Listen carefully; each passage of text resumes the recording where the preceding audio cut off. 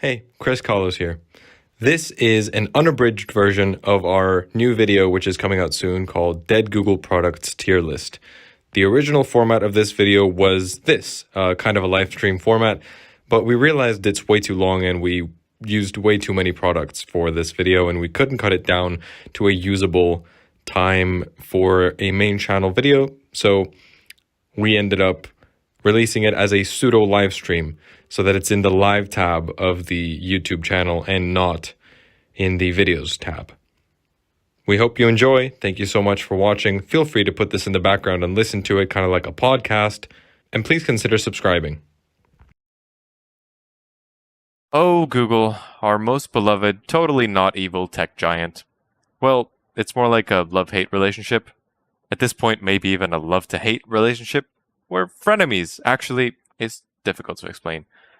But if you're no stranger to the tech world, it's a well-known fact that Google has a habit of creating products and services just for the sake of creating them, and then just axing them a few years later unceremoniously without putting much of an effort to maintain or improve them. There's even a website called killedbygoogle.com, which is dedicated to documenting these unjustly discontinued products and services. Some of my favorites include Google Inbox, Google Plus, and Google Allo, among others. With the recent announcement of the death of the Google Stadia, a cloud gaming platform the company was so dead set on supporting just a couple years ago, a sentiment which lasted only months at most, I think we should talk about this again. I had the idea for this video in the shower one day before the announcement of the Stadia's death, so from now on I'll be telling fortunes as a side hustle. I'm Chris Kalos, I like computers, and today Chris Miniotis and I are going to be creating a tier list of dead Google products. Hello. Okay. Right. So, I got a couple rules for this. Firstly, Right. I think we're too young to talk about products that were killed before 2012. Well, you're not even going to know about them, so that didn't include them. So, Okay. because we were like using Google services, but we were too young to actually care, I didn't include any. I didn't know of any anyway.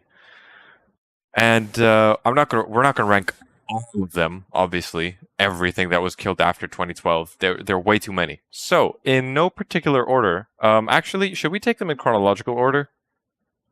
Or rather in the order that I've put them in on the notes? Absolutely. Okay. So we're starting with Google Video. Which is Okay. this one right here. So, Google Video, created in 2005, was a video hosting platform just like YouTube, before Google eventually acquired YouTube in 2009. Some of you might be too young to remember, and I'm almost too young myself, but YouTube used to be an independent company that Google bought out and integrated into its ecosystem. It was revolutionary for the time in a lot of ways, Google Video that is, because it hosted commercial content alongside independent content that creators could upload, and it also indexed videos from other websites like Yahoo Videos and GoFish. When Google acquired YouTube, Google Video became obsolete and it was officially discontinued in 2012 and it was replaced by YouTube. I think this is a good time to talk about my ranking system. So, you know the tiers S, A, B, C, D, F, and we have the R tier. The R tier means replaced or renamed.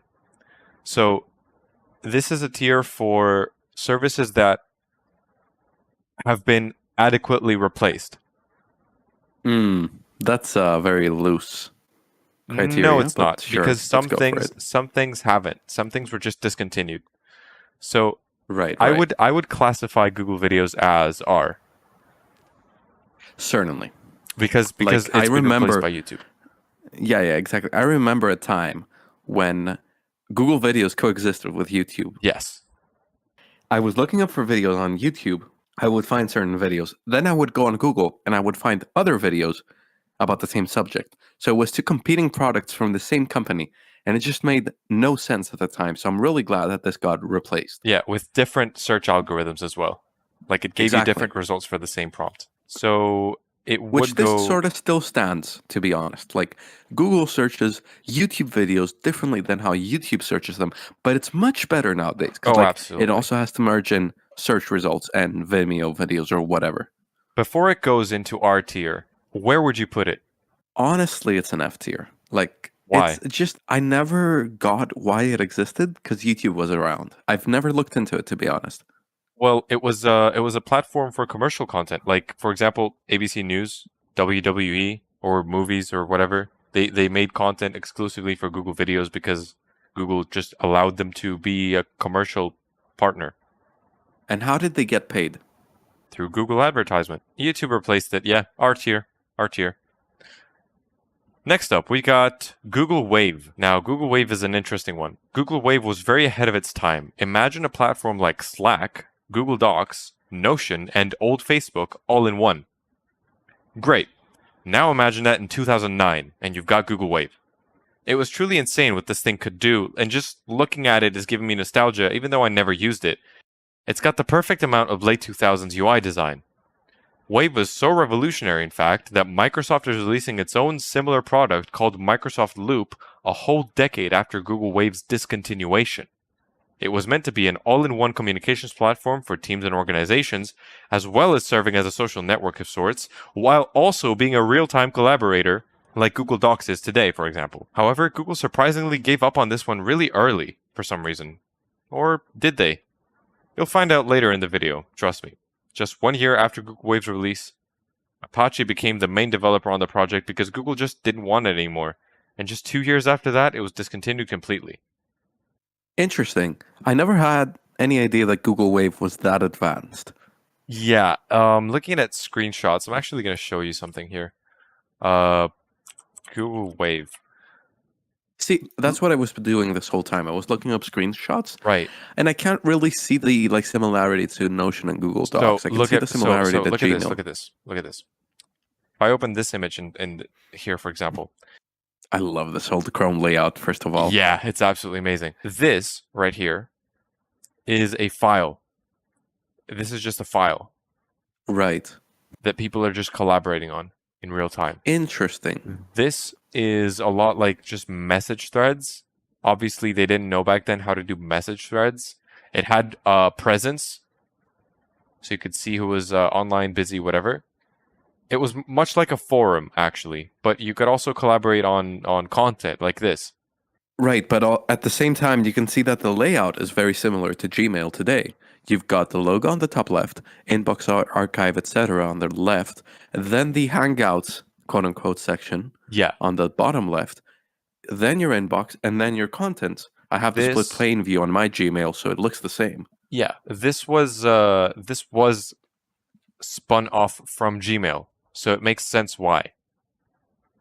Like this was like a button under Gmail, I think, or was that one of the later components, the later products rather? I think this was supposed to be an addition to Gmail. Okay, then let's go back to the tier list, because I think this was a product very ahead of its time. Yes. And that's exactly the problem. Yeah. It wasn't fully developed, right? Google tends to do this. They make a product that's really ahead of its time, and then they just don't have the resources to develop it further because nobody knows how to use it yet. That's a good point. Given all that, I would put it like at either a D or a C tier, because not that many people that I remember at least used it. And while it probably left a mark on how software that we use today works, it was a bit of a failure. It was a bit of a failure because it was underdeveloped, I think. But I know that the people that used it loved it. So I would like to give it a B tier. There are dozens of them. Dozens. Dozens. Can we settle on C tier for this one? I think C tier would be all right, yeah. C tier you go, Google Wave. And let's wave goodbye to Google Wave and go on to Google Buzz. Jeez, man. So remember when I said that Google gave up on Wave in 2010 and discontinued it in 2012? Yes. Well, right as they gave up on Wave, they had another brilliant idea. Sometime in 2010, they probably gathered around an oval table, you know, like companies do when they have a meeting, and they said, you know what people really need? They need to have their work and their personal lives just completely intertwined. I agree. Also, they need all of their social media posts in one feed from all their platforms. That is such a brilliant idea. And so Google Buzz was born. I can't see anything going wrong with this. Right. Google Buzz was a tab within the Gmail website and mobile app where you could see a feed of your friends' posts from a bunch of social media, as well as their Google Buzz posts. And you could do the same by connecting your accounts or posting on Buzz itself. Once again, for the time, this was pretty revolutionary. I think you can agree. Yeah, of course. Like, this wasn't like 2011. I actually remember the Buzz logo underneath my Gmail, my inbox. Like, it was like underneath inbox, it says Buzz. I remember the logo. It was this one, this cute little thing, which is a great logo. I remember reading about it in magazines. Same for Wave, actually. Right. I never got the chance to actually use it because it got discontinued within just a year of being active. So while technically this was a successor to Wave, it was created while Wave still existed and it was discontinued before Wave did. Okay, so all in all, even worse than Wave. Yeah, That's what I'm getting. It's a yikes. It's a yikes. But that doesn't mean Google had given up on social media just yet. You know exactly what I'm talking about. Yeah, that's exactly why I'm going to put it in a D tier, because it starts a trend. I think it deserves an F tier, but it's the very first attempt at a real messaging platform. Oh, no, it's not. Oh, no, it's not. Okay, whatever. It's one of the many, and I commend them for that. I'm really battling between D and F tier because I seriously cannot find much of a use for this. F tier. F tier. F tier. Let's move on to... Okay, so you said earlier that this was the first messaging platform? One of the first, at least. One of the first. Right? Right. No.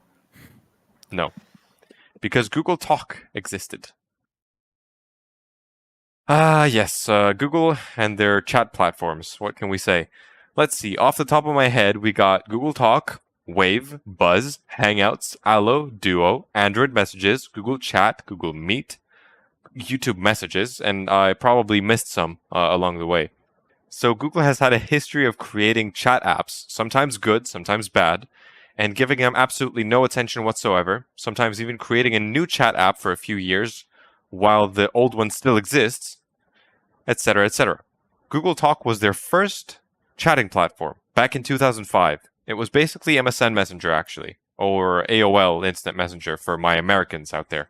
I was a big fan of MSN Messenger, big user. That's just what was popular-ish in my country and my circles, besides Skype, of course. But I never had the chance to use Google Talk because it was discontinued in 2011. It was, however, ahead of its time, as it was a single platform where you could voice chat and instant message your Google contacts. Google would fail to replace it for a year after its discontinuation, which is, I think, personally what allowed competitors like Facebook Messenger to absolutely dominate the market in the place of Google Chat, and other aging platforms like AIM, Yahoo Messenger, MSN, you get it.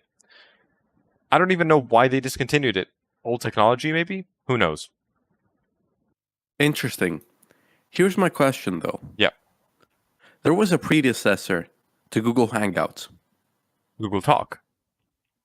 So this is it. The The fascinating part here is that this actually got fully replaced, I think, because I remember using my Android 2.3 Gingerbread phone to talk with my friend on Hangouts, but because I didn't have any storage left, I was still using the Google Talk app. Correct. Okay, so it used... Look, Google Talk used a different technology. It used XAMPP, if I'm not mistaken? Right. Yes. But in the same vein as Google Hangouts, it was... so you used only chat, right? Yeah, exactly. Only chat. Only and like, it was text still messaging. quite buggy, I have to say. So yeah, it used a different technology from Hangouts, but it is the direct predecessor of Hangouts. Exactly. So I think this is easily an R tier. I'll tell you, I don't quite know if it's an R tier because while it was replaced completely by Hangouts, currently there is no replacement for it. What did it do? It did chat, voice, and video in one app, and presence. Hangouts did all of that. Hangouts did all of that. Guess what Hangouts didn't do? Survive. Well, we'll rank Hangouts later, but this was replaced by Hangouts. This was replaced by Hangouts. Is hanging on. Oh my god. Barely. I'll explain why. So this is Spoilers. This is going in the R tier, I guess. Absolutely. It's going in the R tier. It was great. I liked it, but it's going in the R tier. I didn't get to use it much. I did, for a bit. Yeah. It was nice. Yeah. Okay. Nexus Q. Oh my god. Do I even need to explain? Of course you need to explain. Nobody's heard of the Nexus Q. Okay. Or So do I do it? no. Wait. I can do it off the top of my head. So it's 2012, right? And the Nexus line, the old line of Google phones that replaced the Google Pixels, they're coming out with various devices at various different form factors. So they've got the Nexus, Galaxy Nexus actually at the time, and Nexus S, right? Those are the phones.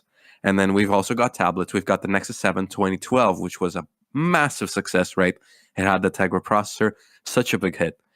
And then they make some questionable stuff, like the Nexus Q.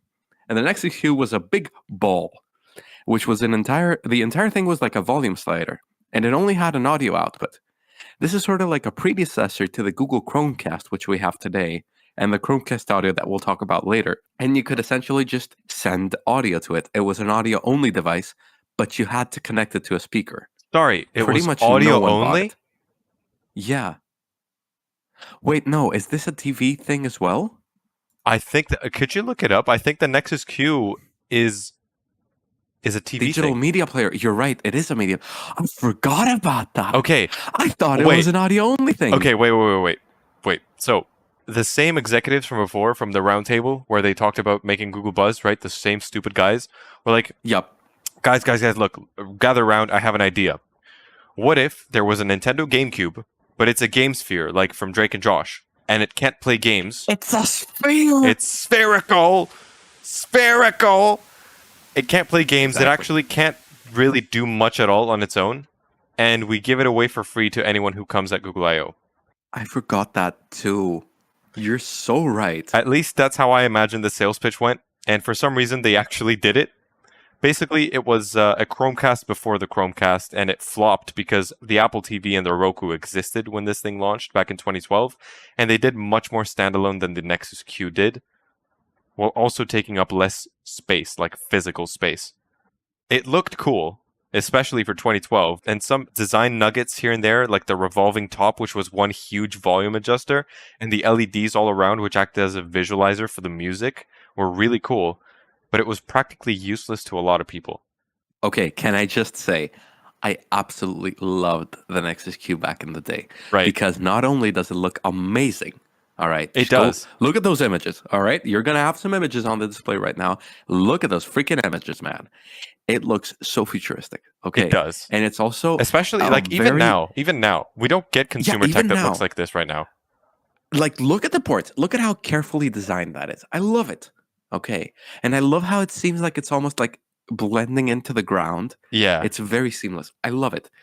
And the cool part here is it's a Nexus device. So it did get 2 years of software updates. Mhm. So that should be like around KitKat to Lollipop where it got the final update, I think. Don't quote me on that.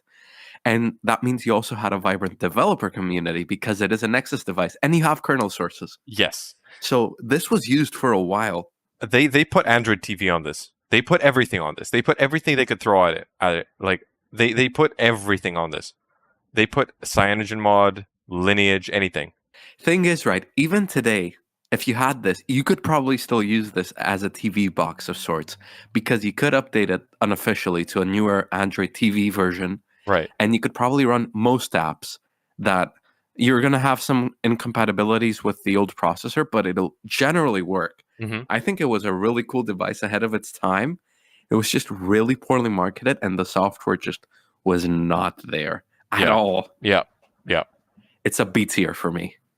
I would say it's B tier. I would say it's even A tier. Like I'm between those two, but like I feel like there's better stuff to put on the A tier and S tier. Okay. We can move things around later if you know. Yeah. So but like with our B tier current for now. knowledge, it goes B tier because we expect Yeah. better things. Moving on to the Google Latitude. I'm gonna put it in an R tier right from the start. Before telling you what it is, it's R tier. I'm sorry, but I just wanted to talk about it because it's not. So I made a bad joke here. Look, here's a doozy. Google Latitude. No, it's not a rebranded Dell laptop. It's a feature we Boo. know and enjoy today, even though in my opinion it's kind of hidden nowadays. Imagine live location sharing a la Find My or Google Maps in 2009. That is exactly what Latitude was. Literally exact same thing, only with more privacy features than the current location sharing has. Like, you could share your general location, not your exact location, like your town in a radius, if you wanted, with a person. So like they could track you during a road trip or something. They discontinued it in 2013, and they didn't replace it until 2017.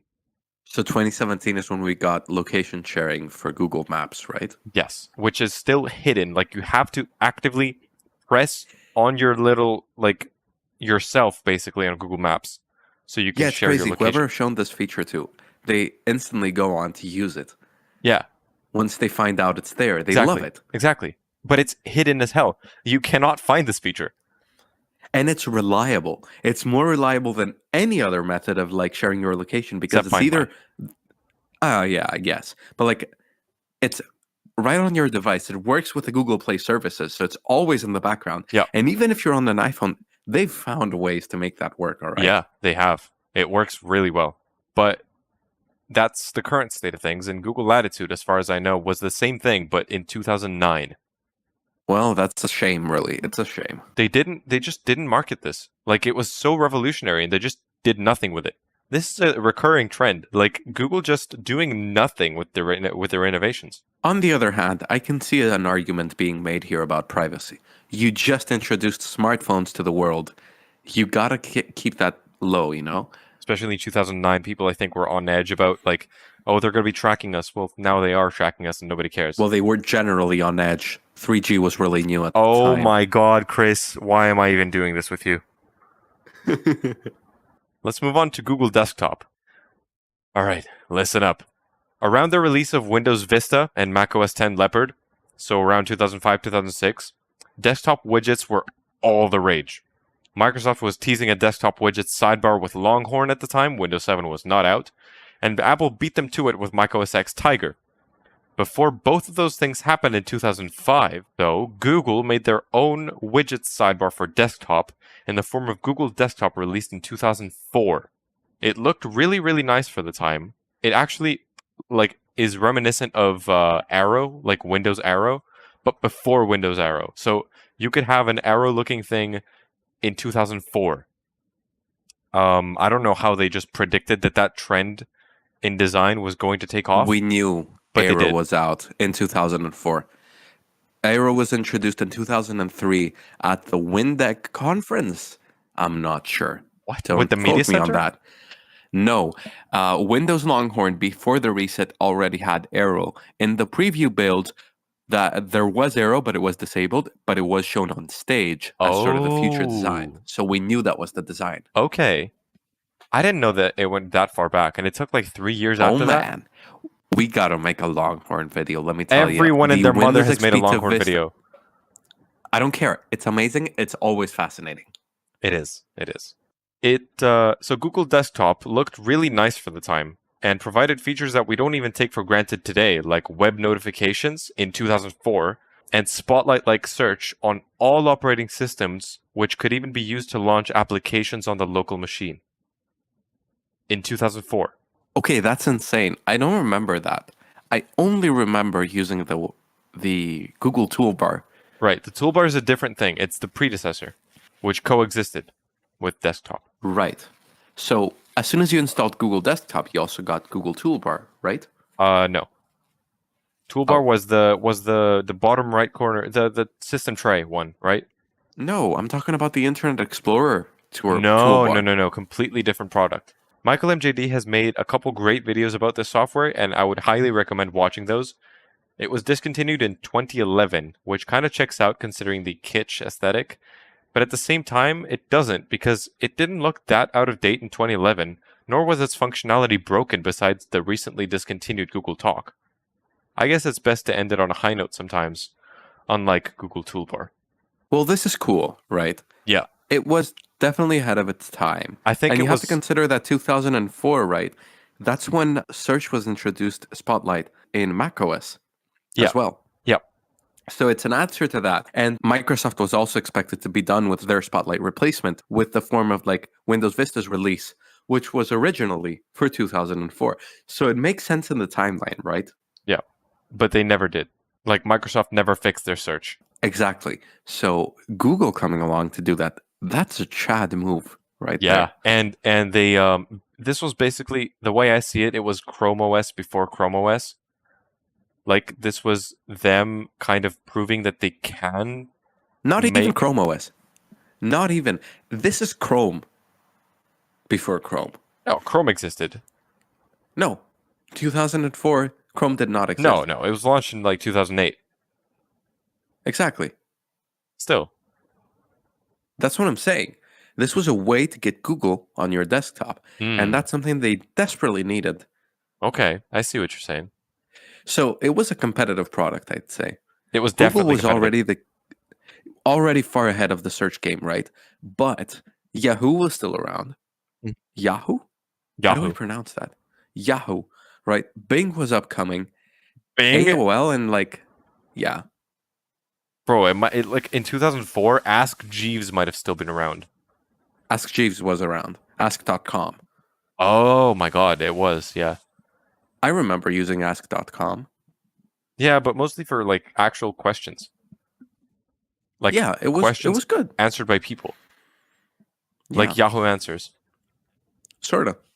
Man, Yahoo Answers is an S Yahoo tier Answers killed is product, yeah, man. but it's not Google, sadly. Let's do Yahoo. Unfortunately. Yahoo killed products Yahoo next. killed product. So Google Desktop, Verizon. I would say Google Desktop is definitely S tier. S tier, I think, is a little far. Because, it's not one of those products that was sorely missed. It looks like an S. Come on. Yeah, but at the same time, did anyone really miss it? Michael MJD certainly does. Okay, Michael's a special breed. He really is. I love that channel so much.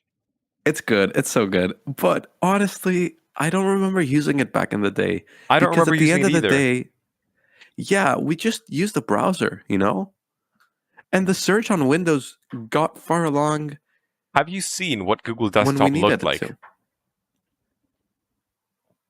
No. Go look at images right now. Right, show me. So not this. This was the original. Wait. Look at this. Look at that. Look at this. No. Go back to the previous image. That is exactly the 2004 Longhorn widget, like pixel by pixel. Yeah. Yeah. This is not native Windows. This is Google Desktop. Look at this. I have noticed. Look at this.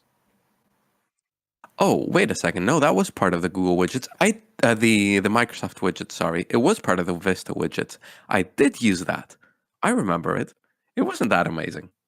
This is Spotlight, but this is like the Google Desktop Spotlight search. Yeah. It worked on Windows, Mac, and Linux. It was good, but it wasn't S tier. If it was, it would have been a revolutionary product that we would have been using on the daily. That is identical, dude. That is Longhorn. Stop. There is no way that is not a Longhorn screenshot. So it gets an A tier? I think it's an A tier. It doesn't deserve an S tier. We've got better products for S tier. I don't know, man. It did a lot of things back in the day. It did. It was really cool. It flopped. It did flop, but I think it flopped because Google just didn't have a way of getting it onto your desktop. You had to actively go download it. That's fair. That sounds more like a them problem, to be honest. Fair. Next up is one of my absolute favorites, iGoogle. Yes. This one was so cute. I used it so It much. was so nice. I used it so much. I learned it from my mom, actually, who isn't particularly tech savvy at all, despite having used computers for most of her adult life. And she's always so confident about how tech savvy she is, but she can't open an email by herself. Aw. It was a lot like Google Desktop in the sense that it was a space for widgets. It could be accessed by going to igoogle.com, and it provided you with a personal Google page with custom themes and widgets and whatnot. Some widgets from Google Desktop were interoperable with iGoogle, but not the other way around. I liked it. I was genuinely sad to see it go. I had made it my new tab page. I went on iGoogle every day. It had a nice little theme. I liked it. Dude, same. Exact same. I remember all the themes. I remember making my own little page. I loved it. It was my homepage. It was just great. Yep. And it was right on the top right, if I remember correctly, of the Google homepage. So you would see it. It was in front of you. Yes. So yeah. You would go to Google, and on the top left, with the apps stacked one after another, Exactly. iGoogle was first. Yeah. So It was such a great product. It was one of those early Web 2 products that inevitably flopped because it pulled data from all over the web, like weather and news and stuff like that. And it displayed all of that immediately as you opened up your browser, which obviously wasn't very profitable for Google because they couldn't push their separate services. Okay. Do you think that's why? I really think that's why, because there's really no other reason for Google to kill this. It was a Web 2 product. I will tell you exactly why they killed it. I think you have a point, but I think they killed it for a different reason. And that is? They killed it because of Google Now. They killed it because they wanted to push desktop notifications from Chrome instead of having a new tab page show you all the information. They wanted to push Google Now, and they wanted to push people towards Android. Hold on. When was Google Now available on desktop? It was never available on desktop. Desktop notifications were. So there was this little component in Chrome that was like a little bell icon in your system tray. I remember that, yeah. That when you clicked it, it was Google Now. Cap. Like your weather and your Cap. There's no way. No, that was it. That was actually it. There is no way, dude. No way. I'm looking it up right now. Yeah, Chris, look at this. Look. What? Yeah. How do I not remember this? I was an avid Google Now enjoyer back in the day, okay? Yeah, even so if was it I. had just one little widget, I was like, yes, I love So, this one yeah, little you widget. could It's so press carefully designed. this little thing here, this little bell, and it would show up as Google Now on your desktop. See, this is well into the Windows 8 era. I would have realized that. Yeah, this is 2014. Maybe it was geo-restricted. It was not. I used it a lot. Damn, okay. So when was iGoogle discontinued? I actually forgot that one. It was discontinued, yeah, in 2013. So I think I'm correct. I think my hunch is correct on this one, that they discontinued iGoogle because they wanted to push Google Now Desktop. Or it could have been a bit of both. Yeah, maybe. Could have been. Either way, I think this is an S tier. I think this is an S tier as well. I think it's Clearly. fantastic. I think it was so cute, and I really wish it didn't go away. Do you remember the fishies background? The fishies background, aw. Nice. Okay. Next up is Orkut. I don't know if I'm pronouncing that correctly, but I'm going to be saying Orkut. Okay, I think this is the only product that I haven't heard on this list. Okay. So I remember this being interesting, but never interesting enough for me to actually make an account on it. Orkut was a social network launched in 2004 by a single Google employee who named it after himself. And that's the end of that story. Okay, no. It got semi-popular in the US in its early days, and for some reason its popularity skyrocketed in Brazil and India shortly thereafter. So much so that the management and operation of the service was moved to Google Brazil in 2008, and by 2014 more than 50% of the site's traffic came from Brazil, with an additional 20% coming from India. It was a lot like Facebook actually, but it was a bit stuck in the past by the time its untimely demise came in 2014, often being the subject of security vulnerabilities and complaints from governments over a lack of moderation, as well as being outpaced in growth and features by Facebook and Google+, or so Google says at least. It could be argued that Orkut was one of the last social networks to be censorship-free, because it always failed to abide by government requests to censor or remove content from the website, resulting in it being blocked in several countries. Recently, the website Orkut.com has been quietly reinstated, with a short message about a possible upcoming new project by Mr. Orkut himself, the namesake of the website. Interesting. So the name does tell me something now that I think about it. I sort of kind of remember it as a name. Yeah, they wanted to push it. They definitely wanted to push it. Yeah, but it just never went anywhere. And it sort of looks like MySpace in the screenshots that I'm looking at. Yeah. Okay. The thing to remember is that Google has a really strong holding in countries like India, and they've tried to push products in the past. See, I see something on this list that's missing, and that's Android One. Oh, but it's not discontinued yet. It is. It's not. I mean, okay, they're still getting updates, but I guess Nokia is still continuing it, aren't they? Anyways, Yeah, the program is still going. yeah, Android One started as a product for India, right? For emerging countries. Exactly. So Google always tries to capitalize from the poor, Oh my god. Oh my god. Don't say it like that, please.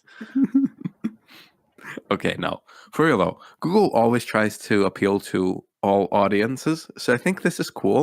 But the fact that it was only used by those countries, I think that's what killed it. Yeah, maybe.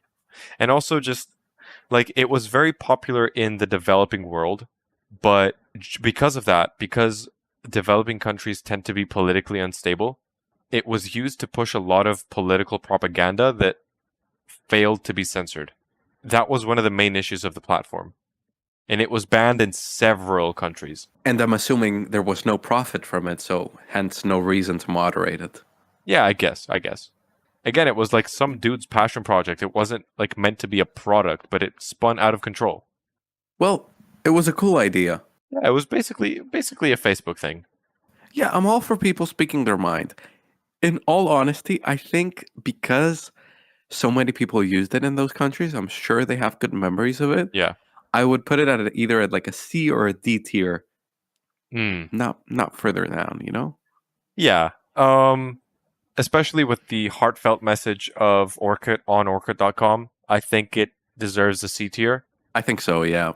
because it legitimately, like, imagine being a Brazilian kid right now, like our age, and remembering your childhood spent on Orkut. Yeah, that would I be wouldn't. that I would be wouldn't want. crazy. I wouldn't want to trash talk a service that has provided so many people with memories. Very true. Like many people used it. So I think it did something right. So it gets a C tier, maybe even a B tier. I don't know. It never appealed to a Western audience, quote unquote. It never appealed to anyone. It just caught on. Right. So I think that because it never really caught on in other countries, it deserves a C tier just for that, for the failed marketing, you know? Okay. Fair. I'll hear that. Next up is something that will hurt. It will physically hurt. Google Play Edition smartphones. Wait, those did not get killed that early, did they? I'm sorry, Chris. So, back in the day, when Android was a project Google was actually interested in, Yeah. Google Play Edition smartphones were devices that usually came with a skin on top of Android, modified by Google to run stock Android instead.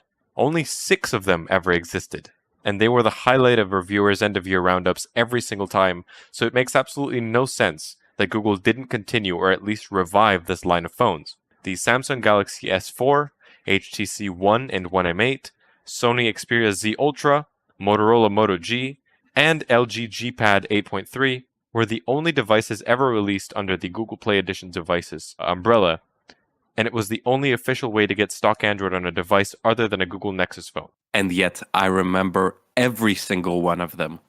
Right? The S4 Yes. is like burned So into good. my mind. So good. Oh my. It is unknown why this didn't continue because the Pixel line wouldn't appear until a year at least after the last GPE device, and the Google Android on other companies' device concept just hasn't been revived ever since. Okay, hear me out. Can we put this into S tier and then keep talking about it? Of course. Of Thank course. you. It is Great. definitely S tier. Because Definitely S tier. here's the thing, right? I am so salty about this. You got 2 years of software updates on stock Android, on third-party hardware, you know?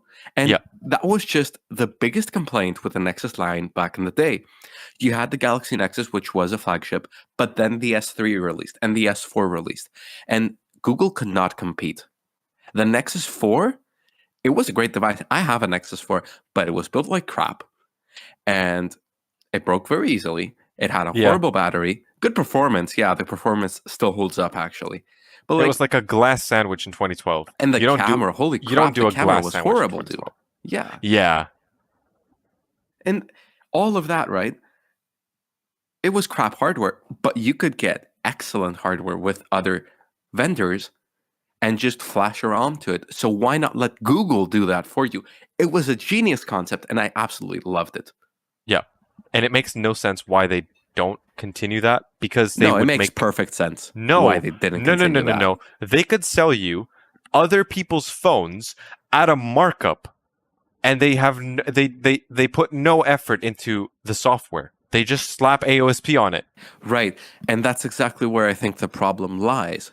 The problem is companies want to push their own skin for various reasons. They want to push a Samsung skin or HTC skin at the time or LG skin, because they want you to look at that skin and find it familiar, A, and they want to push their software and services through that layer of software on the phone. So you would, Oh. for example, sign up for Samsung Cloud.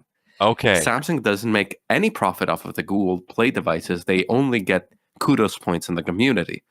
And that's inherently where the problem lies, because we didn't mention this, but there was supposed to be a Galaxy S5 Google Play edition. There were rumors. And also, if you went to the Nexus website to order a Nexus phone during like 2014, you can find a little banner there with a bunch of phones, right? And you can see a yellow Nexus 5, first of all, which was never released, Yeah. and a Google Play edition Galaxy S5 with both physical and software buttons.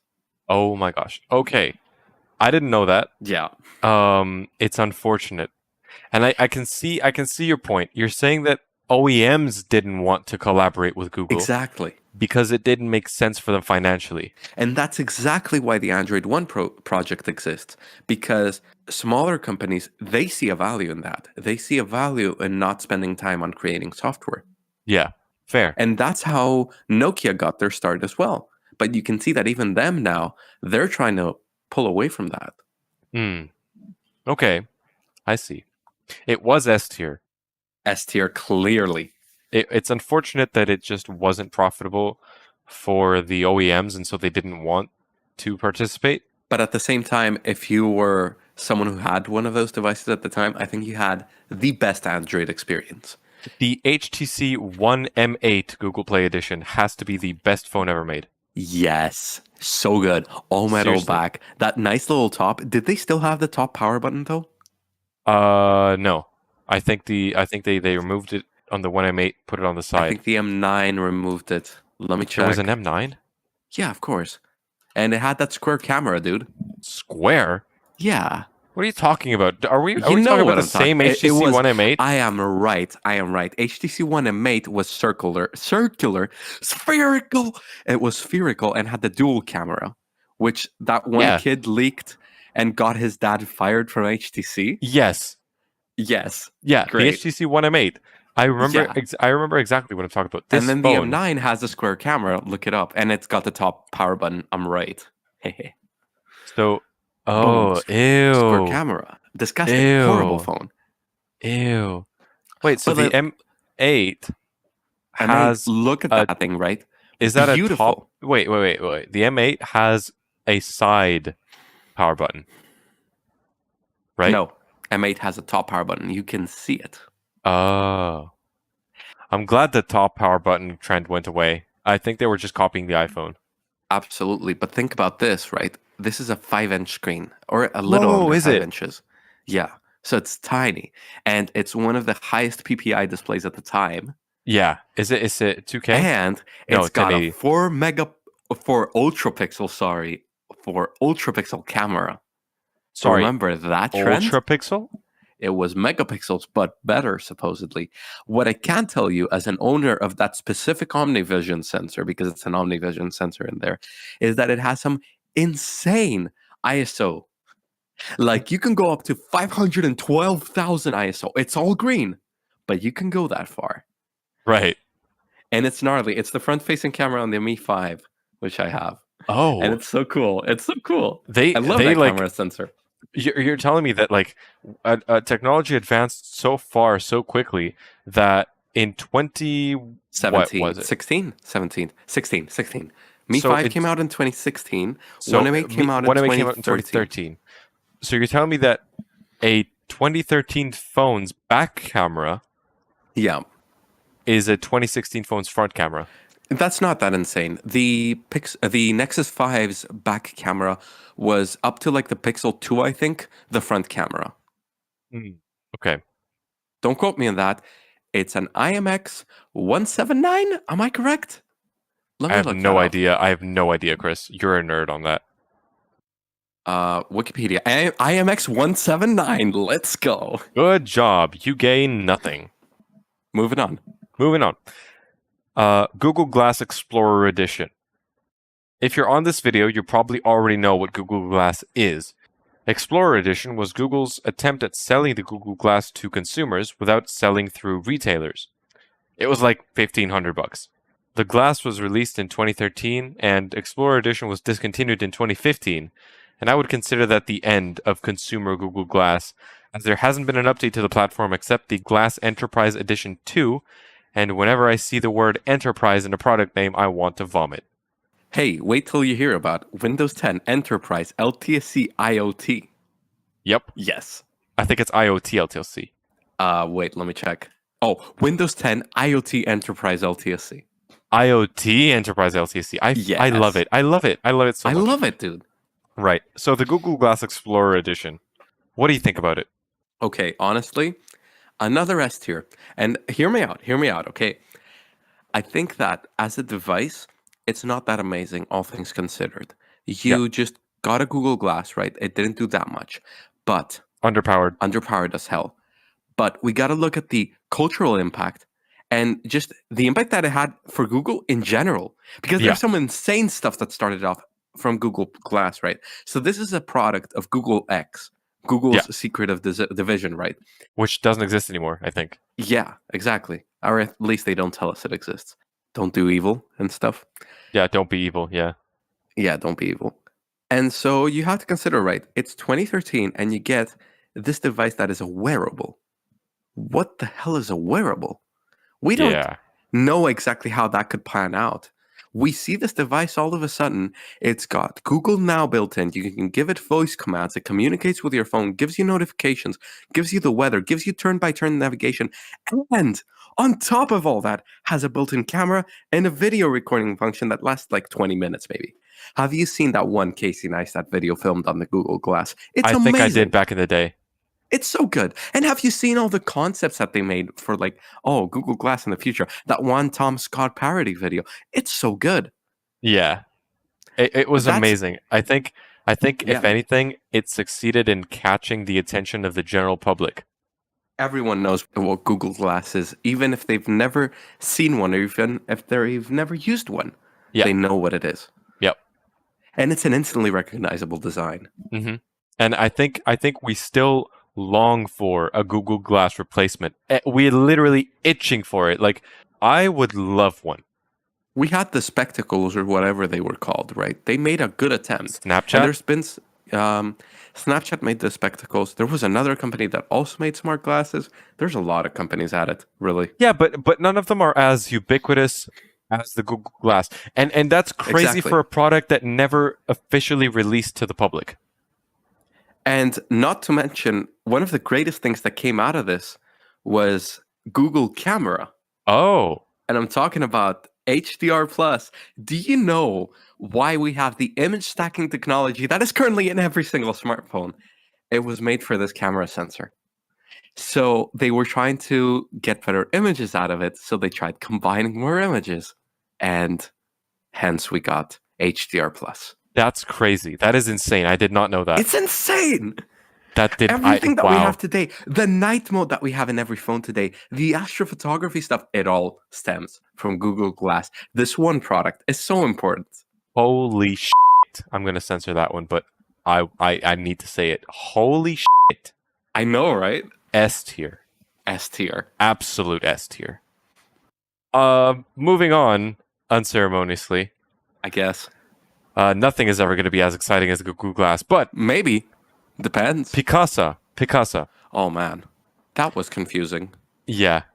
Picasa was an image organizer, much like Google Photos or iCloud Photos or you name it. But in 2002. There's really nothing special about it nowadays, although it was pretty neat and new at the time of its release, 2 decades ago.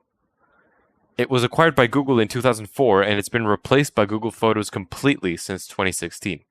All things considered, there is nothing wrong here. Good product, smooth transition into Google Photos, feature parity, everything is here for a recipe for success, which is why nobody was mad that Picasa was going away, since it's been succeeded properly. That is true. I think Picasa leaned in more on the social elements, if I remember correctly. Yeah, it let you share. It was like Instagram, but in 2002. Pretty much. I think it outgrew its original, use case. And we moved on to other things well before it was killed, I'd say. So overall, it was fine. But I think that as a name, Picasa really stuck around. It was a good name. It's the house for your pictures. Yeah. Picasa. I never realized that. Oh my God, Chris. Oh my goodness, you're kidding me. So yeah, Picasa. It started as an organizer because back in the day, you had many different cameras that you would shoot pictures from, and you would have them in folders on your Windows laptop that your grandma got you for Christmas, and it was all really confusing. Right, it was a desktop app. It was a desktop app, indeed. Cloud did not exist as a concept yet. Consumer cloud. And you got to keep in mind, back then, you had to manually set the date and Yes. time on your camera. So if you forgot to set the date and Yep. time, you're So- back to 2000s, baby. It was an image organizer where you would put all your files on your computer and you would organize them by date, location, etc., etc. The more info your camera takes, the better. But some cameras just didn't have that functionality. Like really expensive cameras had like a location functionality. That was crazy back then. But you could add location metadata to any picture, and that was Yep. a big selling point. So at some point, they realized that they can make this a platform for public photo albums. And that's when Picasa really took off, because not only were people organizing their pictures on their desktop, but they could show off pictures online. So photographers really liked this one. It was great, really. And you have to consider that at the same time, there's iPhoto for iLife for the Mac. And this is a competing product, and it's free. Right. Right. It was completely free. Exactly. Whereas iLife, you either got it for free with your Mac, or, you had to purchase it separately. Yeah. Overall, I think this was like A tier or even S tier. There's nothing wrong with it. Definitely. It was really good for the time. Nothing but wrong with it's it. been very well replaced. And even, the syncing stuff that they have for Google Photos, well, not perfect. I'd say it's pretty good last time I used it. Nowadays, it's integrated with Google Drive. It's a little shaky. Yeah. But you can safely move on from Picasa. I think it was S tier at the time.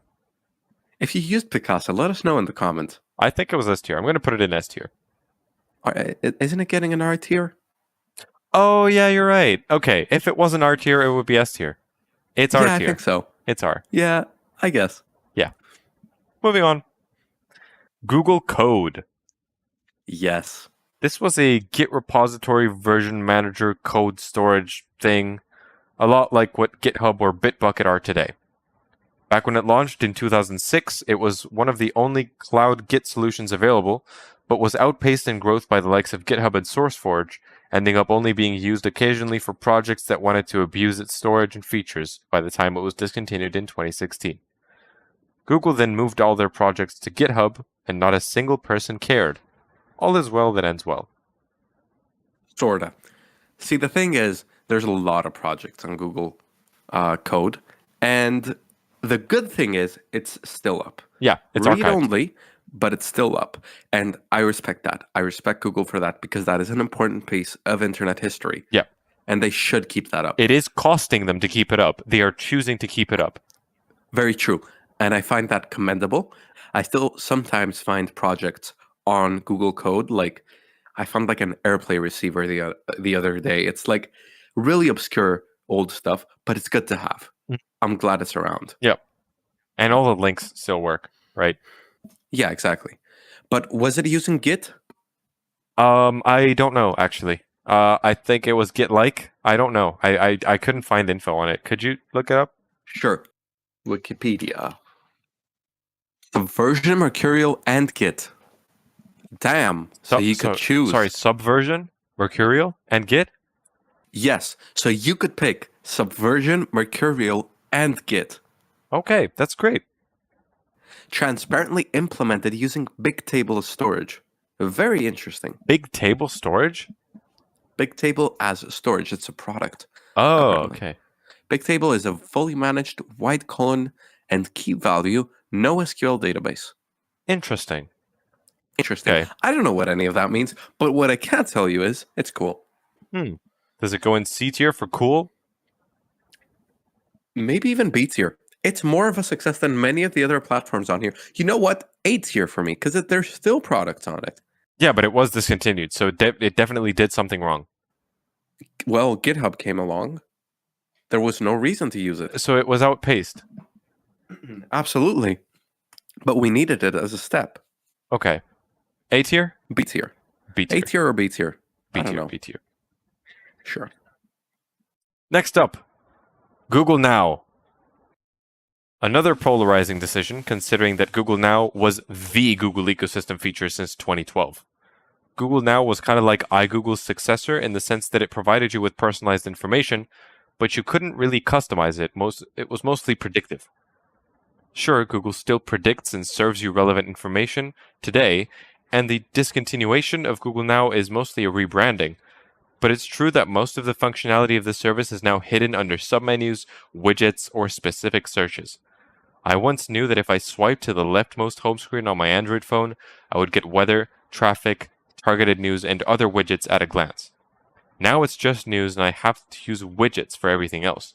The closest one I can think of being the at a glance widget on my home screen. I don't really mind, it's more just annoying and less elegant now. Google Now was discontinued in 2016, but it was zombified and reintroduced in 2018 as a Google Assistant snapshot, which lived in the submenu that could be accessed through a button on the top right of the Google app.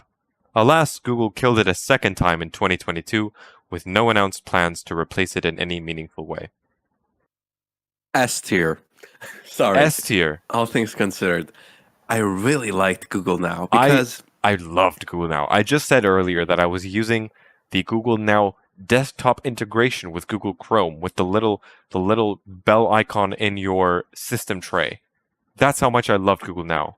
I'm trying to remember if I ever used that. Okay, it was so cool. I wish I knew about that back then. But honestly, Google Now, I feel like it made a lot of changes come to Android. Yeah, right? Absolutely. Think about it for a second.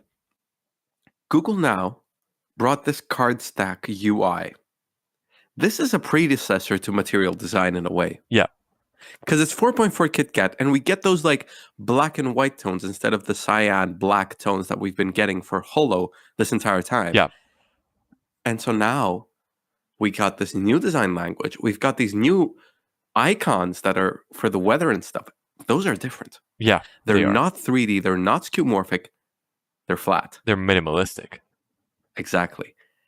And you get very few things. It's just generally minimalistic. You would get your weather, you would get your news, as you said, and maybe like some important stuff. I don't know. I remember being in Canada, right? And we had a flight back home, and it scanned my emails, and it gave me my flight there, my barcode to scan and enter the gate. That's so cool. It's not something you're gonna use every day, but it's like it's so freaking cool. Yeah. In like 2012, right? In 2014. 14. Yeah, 14 for you. 13, but 14. still, Yeah, that's what I'm talking about. It could do this since the start.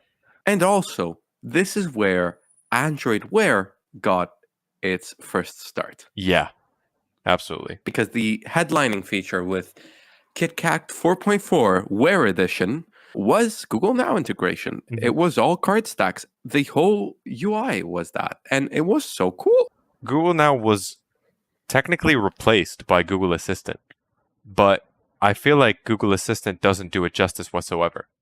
Google Assistant sort of came out of the voice part of Google Now, which was really cool. Yeah. But very limited. I think for a time, Google Now in my mind was synonymous with the personal assistant. So I do appreciate the separation, but I wish Google Now had stuck around. I'm glad Google Assistant is what it is today. I think it's a much better product than Google Now back in the day. But I did like how simple Google Now was. And it has never been replaced. It just made sense. It's never been properly replaced. It has been replaced by the feed on the left of your page. But that's just news. I don't like it. I know. I don't like it. I don't like it. But it works for Google financially. Yeah, and I don't like it, Chris. All right. I don't like it. Google Now gets an S tier. I don't like it. Google wants money, dude. Yeah, Google is evil. Or they're just a business. Next up, the Nexus Player.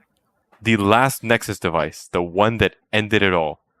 Yet another attempt by Google to compete with the Apple TV. Only this time it makes no sense because the Chromecast Ultra came out the same year this did, in 2016, and the Nvidia Shield TV had come out a year prior and filled the gap for a media player and Android TV gaming machine completely. It's no wonder this flopped. Google failed to understand why they were making this product in the first place, in my opinion. Wait a second. I don't even remember this existing, all right? I think it was another Nexus Q in the sense that they gave it away at Google I/O. And so I just looked it up, right? Intel Atom Z3560? It's an x86 Android machine in 2016. Are you sure? Is this like early Intel where they included all of the ARM subset of instructions in the processor? Was this what it was? What do you mean early Intel? It's 2014. It's not okay. It's like sort of early. It's like 16. after 16 the I series got introduced. 14 for the processor. for the processor, right? Yeah, But why would they include the Um, ARM thing? it's a 64-bit processor, all right. It's x86. Yeah. No, I mean like ARC 64-bit. Yeah, that's what I'm saying. Yeah. So this What the thing hell? would probably overheat as well. No, it's an Atom. It's all right. Yeah, which means it would either be underpowered or overheat, Always one of the two. or both. I guess. So the Nvidia, what makes it like a complete flop for me? I think it goes in F tier for flop. I think so. What I was saying is that the Nvidia Shield TV was out a year prior All right, fellas. So, no competition. with a Tegra. Right, exactly. Like, why would they even Tegra make this? X1. You're gonna get Portal. You're gonna get a Half-Life on that. You were gonna get Super Mario Galaxy, but that didn't go through. Like, come on. The Tegra All right. X1. It's literally what inspired the Nintendo Switch. It's so good. So good. People still use it. Yeah. And Google was like, all right, imagine that, but shit, we're going to put an Atom in there. We're going to give this shit away because nobody's going to buy it. That was fun. God damn it. Google Nexus, the whole line. The entire Nexus line. Google software, Well, hardware. wait. You're gonna talk about the Nexus line now? Yes. Put it in S tier first. All right. Let's put it in S tier. So, Thank you. it was Google software, hardware commissioned by Google and built by other companies. It worked for a while, and honestly, I like the Nexus line way more than I like the Pixel line today. I don't understand why they had to stop making Nexus devices. You can come back from a bad reputation by, I don't know, making good products, not the Nexus Player, which is extra frustrating because phones like the Nexus 4 and 5 were amazing, and they're still heralded today as like the best Android phones of all time, and then they just went downhill for no reason. But at the same time, the Nexus line achieved its goals. Nexus line was a product made for developers, first and foremost. And pivoting that to consumers was a completely different idea. Yes, there were some really successful products in there. The Nexus one was cool, of course. The Nexus 7, the first one, was an insane hit, and it was the only reason we got Android tablets being successful in the first place. Yeah, I had a friend who had a Nexus 7. Like it broke through. Yeah, and the Nexus 5 is just the best phone of all time, all right? I just love it. Yep. I would say so. I would say so as well. And It's the up there best with the design. 1M8 Google Play Edition. It's up there.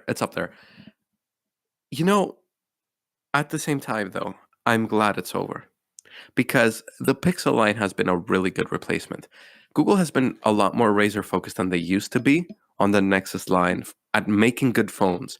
And this whole idea of jumping between vendors just wouldn't work in today's platform, in today's Android scene. No one would be down to work with Google. No one would be down to compete with themselves. Google has advanced the Pixel line much more than they could have advanced the Nexus line back in the day. You think so? So I think it's good that this got replaced.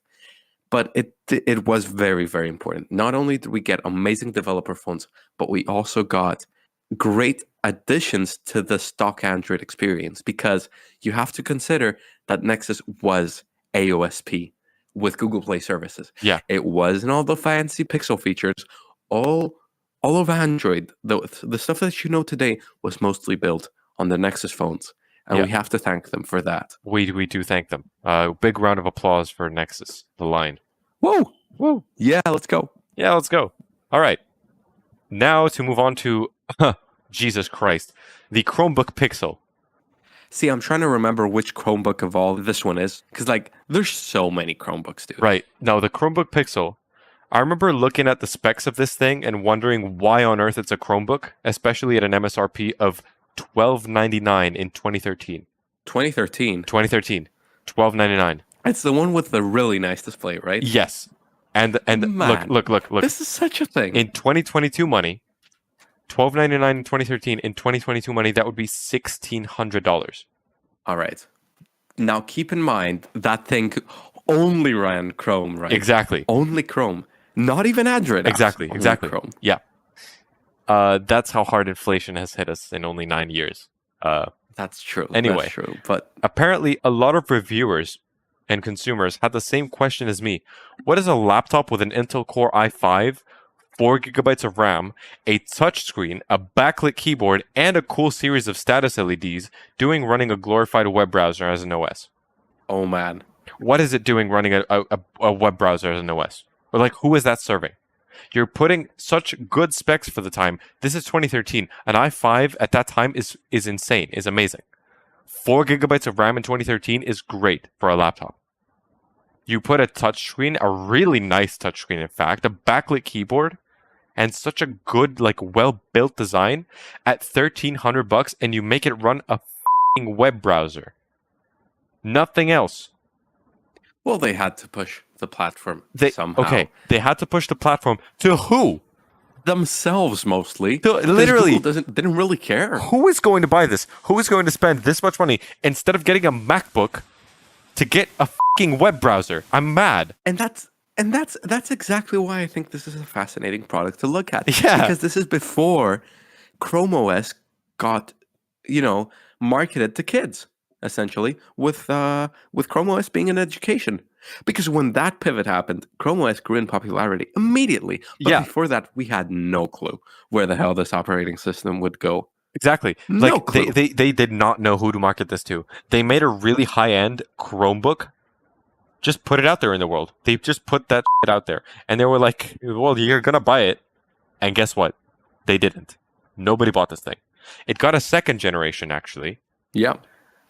Which is insane to me that this thing got a second generation, which was equally as much of a flop. And it gave us the Pixel brand name, which is still used today.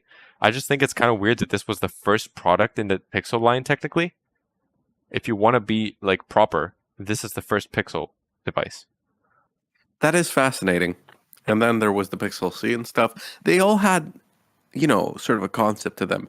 But it was really good looking, dude. It was extremely good looking. I just wish it ran Windows at the time. Yeah, well, Google doesn't care about that. Like it had a touchscreen. It was perfect. It was perfect for Windows 8.1 at the time. Perfect.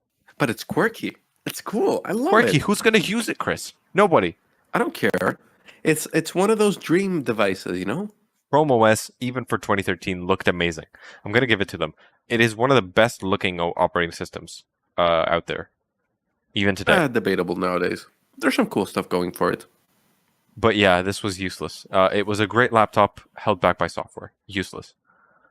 I'm going to put it in D tier just because it was a great product itself. Like it was well built. It looked amazing. It worked great, obviously, with those specs, but it was useless.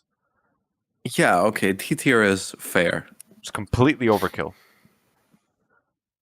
Next up, Chromecast audio.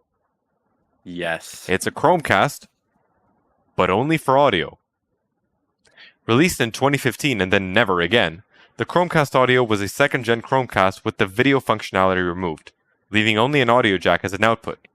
Essentially, it could turn anything into a Chromecast speaker, which is cool in and of itself, but it also supported high-quality audio, 24-bit, 96 kHz, and multi-room playback.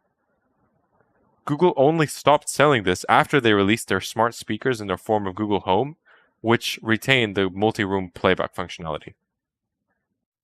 See, for me, this is an A tier. Right. Because, my God, it's such a cool product. Yeah. I've only ever seen one in the wild, and it wasn't actually set up. Don't you have one of these?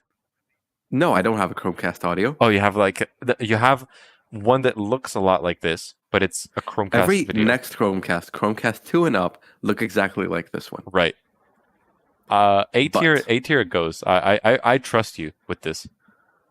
See, I think it was cool because you got so much functionality for that product. It was slightly expensive. I'll give you that, because Of course, you can get a Bluetooth transmitter and connect it up to your stereo and listen to music over Bluetooth. But Bluetooth is different. Wi-Fi, way more reliable, first of all. The Chromecast support in apps is really good. If you want to use Spotify, it's on Chromecast. If you want to use Google Play Music, it's on Chromecast. Yeah, you see it down there, don't you? You see it down there. You see it. Like, it's all there, and it's still being supported today. Yeah, Chromecast is thankfully one of the technologies Google hasn't killed. It's insane, dude. The 2013 Chromecast is still getting updates. Yeah, I hate that it's called Chromecast because it doesn't have anything to do with Chrome anymore. You can cast through Chrome. Yeah, exactly. You just can. That was the original idea. It's just a really good name, and it's Google Cast nowadays. It's not called Chromecast anymore. It is, isn't it? No, Google Cast. Okay, that's good then. Completely replaced. Yeah, it's good. But honestly, great device. But it's let down by the price tag. Wasn't it like what, $100? No, it was like 25, 30. You can get a Chromecast for 35, dude. The Chromecast is $35. That's the whole stick. I remember them being really expensive. No, in Like back in the Greece, day. yes. Oh, yeah. In Greece, yes. I got my Chromecast in Best Buy for $35. Right. You cheeky. I am. And I want to turn it into a Chromecast audio because the video output is broken. Oh. And that's exactly why I loved this. It's so cool to turn your own old radio into a Wi-Fi powered radio. Oh, and by the way, multi-device syncing. Multi-room playback. That's an AirPlay 2 feature, which wouldn't release until after the HomePod came out. It's a big stepping stone. Yeah. And it's a lot of work. So if you have many Chromecast audios connected to the same Wi-Fi network, you could play many rooms at once. Exactly. And they would be synced. So like imagine a house party and you just put a Chromecast audio on all of your speakers. You don't even have to like connect the speakers to each other.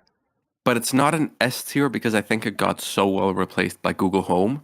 Yeah. You can just get a Google Nest Mini or whatever they call those now and connect that up to your radio and to have the exact same functionality. So I'm like almost going to say that's an R tier, but because it's not smart and because it's just a receiver, it's an A tier. Yeah, I agree. Next up, Google Allo. Oh boy. I'm not going to lie, I love this app. I might not have used it a lot, but my best friend and I were really impressed by it. The gimmick was that you could send messages at different sizes with different effects depending on your tone of voice. It was really interesting. Kind of similar to what today's iMessage effects can do, but way back when. I did try to get people to use it, but it was difficult to convert them. And thank God I failed, because just 3 years after its announcement in 2016 alongside Google Duo, the video chat app, it was killed unceremoniously with no attempts to improve or market it prior to that. Allo was one of Google's biggest disappointing failures in my opinion, because I genuinely liked the idea of Allo and Duo being companion apps to each other and being the definitive Android versions of iMessage and FaceTime. Once again, Google just can't decide what it wants, and it killed off a perfectly good product instead of integrating it better into the ecosystem. Oh, and Duo? While it's not exactly discontinued, so it's not on this tier list, it's been rebranded to Google Meet. Not to be confused with Google Meet, parenthesis original, of course. They're both operating under the same name, but are completely different apps as we speak. Let's hope that now Google Chat and Google Meet are the last time Google will try to reinvent chatting. We went from Talk to Buzz to Hangouts to Allo, back to Hangouts to Chat, and we still don't know if we're done. Wait. Did you just say that there are two products with the exact same name doing different things? Yes. Holy Did crap. you not know that? No, I did not know So Google that. Duo got rebranded to Google Meet. Never knew about that. Never used Google Duo. Never used Google. Wait. Allo. No, Duo is still out. Duo is still up, yeah. But it was rebranded to Google Meet like a few months ago. What? Wait, isn't there Google Meet and Gmail? So that Google Meet is the... Oh my god. So wait, that Google Meet is the Google Meet for Google Workspace, which is now Google Meet parenthesis original. Oh, and that's why it says when you log into Gmail, it has Google for Workspace. Oh my lord. So that's the Google for Workspace Google Meet. That is horrible. And so Duo is now Google Meet. I hate it. Yeah. So Allo was really cute. Tell us about it. I've never used it. Okay, I used it. I tried to use it a lot. Okay, I couldn't find people to use it with. It was great. You could like when you're about to send a message, obviously you can just tap the send button and it sends like a normal message. But you could hold the send button and slide it either up or down to make the message smaller or bigger, depending on your tone of voice. If you wanted to scream something out, you could make it take up the whole screen. If you wanted something to be a little more quiet, you could make it smaller. And it had a lot of cool like stickers and features that would not show up in other chat apps for a while. Right. And it had, of course, seamless integration with Duo because they came out at the same time. They were supposed to be companion apps. They were supposed to save Android from the curse of iMessage, God damn it. Yeah, so you are essentially describing iMessage. It's crazy. Yeah, I am. And I think iMessage did do effects at the time, and I think this was Google's answer to that.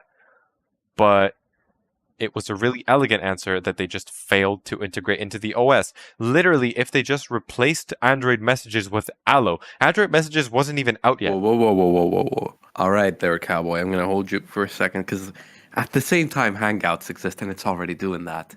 Well, yes, but no. But yes. Hangouts was never the default SMS app. What are you talking about? Of course it was. No, it tried. It tried to be. But it was replaced again. Well, you had your normal SMS app, and then you had the Hangouts app, and on KitKat, the SMS app on your phone vanished, and you got Hangouts. Yeah, for just one version. And it was an utter mess. For just one version before they brought back messages. We'll get to that. Exactly. It was really annoying. Like, they could have just integrated Allo. Like, Allo came out alongside Lollipop, I think, or Marshmallow. Lollipop, I think. So they could have just integrated it better into the OS. This could have been the Google Messenger. And they had great names. Allo and Duo. Those are great names. Not really. Duo, I understand why Duo was rebranded to Google Meet, because it's no longer a one-on-one FaceTime app. As soon as FaceTime did multiple people, so did Duo. So I understand that it's not Duo anymore. But Allo, it sounds vaguely like hello in any language. Allo, great. I love it. So where would you rank this? Because I'm so conflicted right now. It was utterly useless, but I wish it wasn't. So I'm going to give it a B tier. I see. I loved it. I personally loved it, but I'm not going to let that make me put it at a higher tier than it deserves. Like it was really nice. Right. It looks like another messaging platform from Google. Exactly. It was another messaging platform from Google that they made no attempt to integrate with their other services. And that's what's most annoying about it. Like it was completely isolated from the rest of the ecosystem for no reason. Yeah. Duo got special treatment. Duo was included in the system dialer. Allo was never included anywhere. Yeah, that's true. Moving on to Google Plus. This is Bob. Bob? Bob. This is Bob.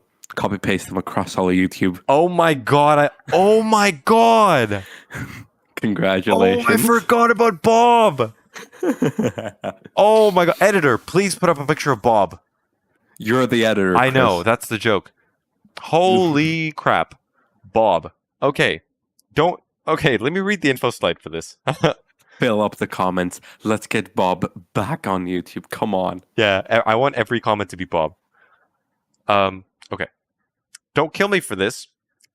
I liked Google Plus.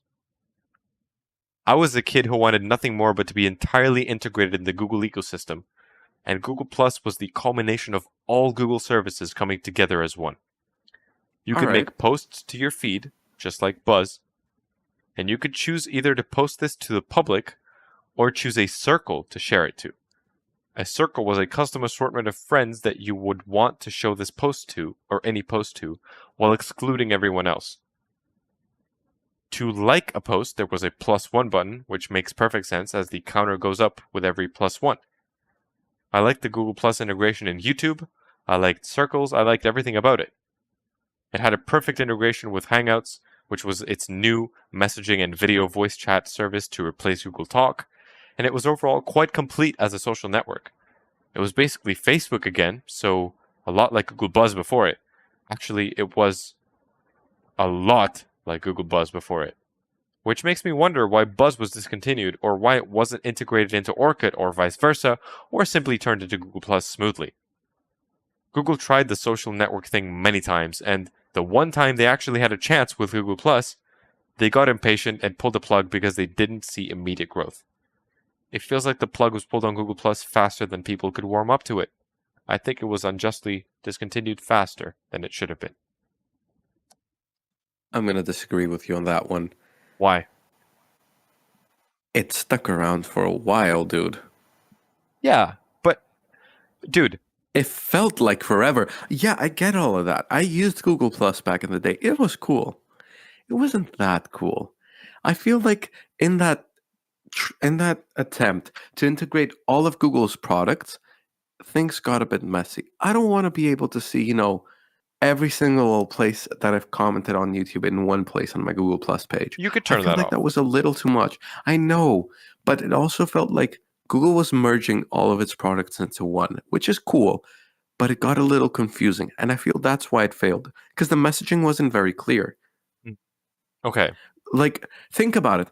YouTube, Google Plus. Google Maps, that was Google Plus until like very recently for businesses and stuff, for all the business pages. Yeah. You had Google Photos started out as Google Plus. Yes, indeed.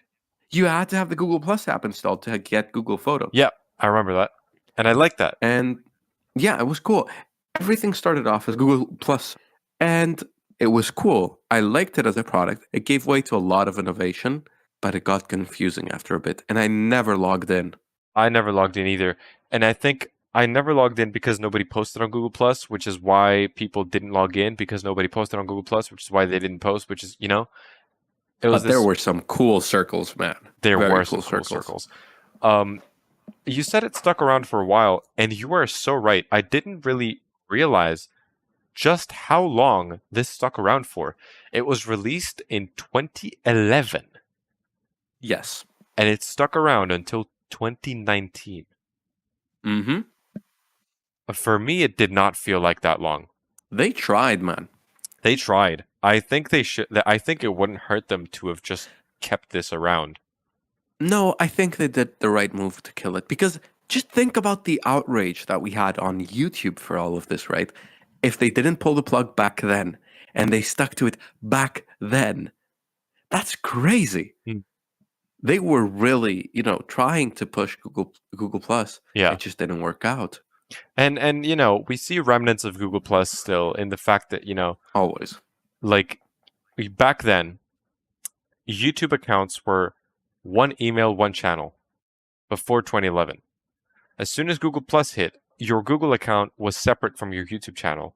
And basically my channel, well, you could have infinite YouTube channels basically under a Google account. And my channel was not my Google accounts channel. It was just a channel. And I have a personal one that was created with Google Plus. And you could just add as many channels as you wanted. Of course, they fixed that later. I think sometime, when they discontinued Google Plus in 2019, they fixed that. But until then, you could just absolutely abuse this feature. And it was great. I liked that one. It was nice. So what do we rank this as? I don't Because know. I feel like it was...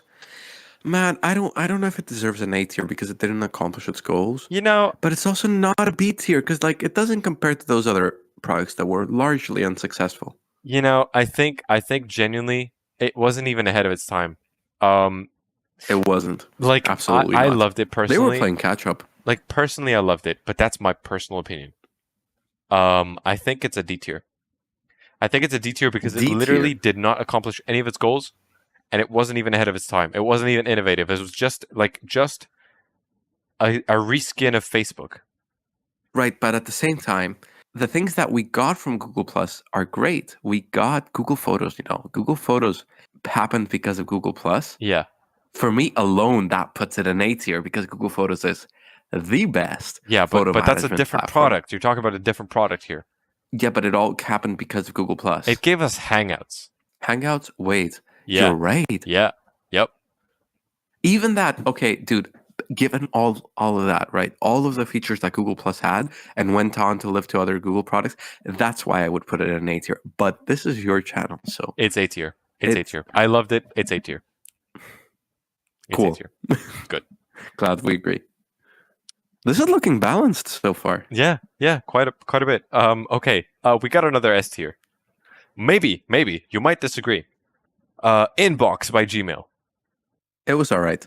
Inbox was a new way to manage your email. It grouped your emails into categories, and the end goal was to swipe them away once you were done with them at the end of the day so that your inbox was empty of clutter. It also displayed reminders at the top of your inbox if they were relevant and showed content like reservations, tickets, attachments, and images on the actual email preview itself so that you could see them at a glance without opening the email. This wasn't really discontinued, thank God for that. It was made as a test to see if people liked it. And if they did, the features would be implemented into Gmail. Well, that's exactly what happened. Inbox was discontinued in 2019, 3 years after its release in 2015, but all of its features were implemented into Gmail. This app is actually the thing that made me comfortable with the concept of archiving email. Before that, I had learned from my parents how to manage my emails, and learned is a strong word in this case because the strategy was, I don't know, man, just keep them there. Inbox showed me that I don't need to have all my emails back to 2009 in my inbox, and I can safely archive them without my house catching on fire. You are so right on that one because I never realized that I never used to archive emails before Inbox came around. Right? That's insane. It's like a game changer. It is a game changer. Like it is a game changer. I never archived emails. My inbox, I was proud when my inbox showed that I had thousands, and I mean thousands of messages. Everyone is. Everyone is. Right? I was proud. I was like, look, I'm popular. They were all YouTube emails telling me what my subscriptions were uploading because I had those on. And newsletters. And newsletters, of course. Yeah, the rock star propaganda, which my mom read as porn star propaganda and was like, oh, Lord. You're a bit too young for that one. I'm sorry. She didn't know that it was that she was correct about that statement, but for a different reason, because it was Rockstar Games, and I was like 12. Anyway, where do we put Inbox by Gmail? We both used it. It was great. I used it very little, to be honest. Oh, I used it every day. Because I didn't get enough email to matter. Right. But I gave it to my mom, and she loved it. Oh, that's really nice. You know what? I think this is a good time to talk about reminders. That's the thing, right? The Google feature, reminders. Oh, are we talking about the to-do list or No. Reminders. The little finger with the string on it. Ah, you mean the one that delays things for whenever you need them? It could do a lot of things. Reminders are also getting phased out right now. See, that's the problem, right? And that's exactly what I wanted to talk about with Inbox. Inbox is doing what a lot of other companies have attempted to do more recently, which is to merge your inbox with your to-do list and your calendar. Yeah. And while that is a great idea in theory, I think that as a concept in general, it does not work. And you're going to see that backed up on pretty much every, productivity channel on YouTube. They're all going to be like, you need a separate inbox, and you need a separate email client, a separate calendar, and a separate to-do list. And a separate notes thing if you want Notion and stuff, right? Mm-hmm. And the whole reason that they're saying that is because you can't treat your inbox as a to-do list. And I think that's what Inbox by Gmail tried to do. Treat your inbox as a to-do list, and it doesn't work. Yeah. You can't have everything in your inbox, not all of your to-dos. And what you do have in there, you have to be sort of filtering through it, not keeping it around for longer. So I think that as a product, it's inherently flawed, but it's really cool because it brought a whole new level of productivity. Yeah, it was genuinely groundbreaking. Exactly, yeah. I think it's an S tier. Just because it introduced us to a lot of concepts that we love today. I'd say so too, and especially because it's been adequately replaced, at least recently. Up until recently, Gmail wasn't like 100% of feature parity with an inbox, but nowadays it's really close. So S tier. Yeah, S tier.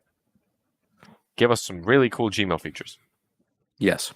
Next up is everyone's favorite, YouTube Gaming, the dedicated part of the website and the dedicated app on Android and iOS. Holy crap, I forgot there was an app. So, in the distant past of 2015, Twitch was king when it came to video game streaming. Of course, that's still the case. So, what happened? Well, between 2015 and 2019, YouTube Gaming existed. It was meant to compete directly with Twitch and steal some viewership from it by offering exclusivity deals with some big streamers. Now, where have I heard that before? Microsoft Mixer is the answer to that. At some point, YouTube realized creating a dedicated gaming section of the website was not the issue, and they have made the most sane move they've ever made and removed YouTube Gaming as a dedicated product and just integrated YouTube Gaming features like recognizing what game is on screen into YouTube itself. Ironically, after the sunset of YouTube Gaming, more and more game streamers are choosing YouTube as their streaming platform of choice versus Twitch. I think this is a solid D tier. I think so too. It's so bad. Great. It's so bad.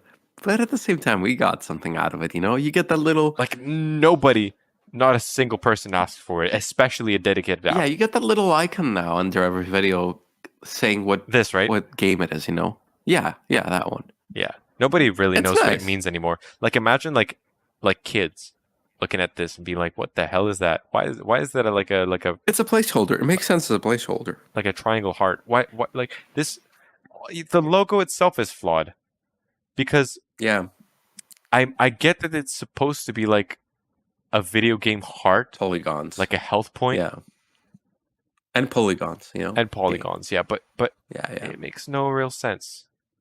Not that the Twitch or the Mixer logos make sense, but you know. Made sense. Mixer is dead. Yeah, Mixer is dead. They oh man, I could go on about Mixer. Let's leave it for another time. Yeah, but this is a different company, Chris. Different company. Right. Google Daydream. No.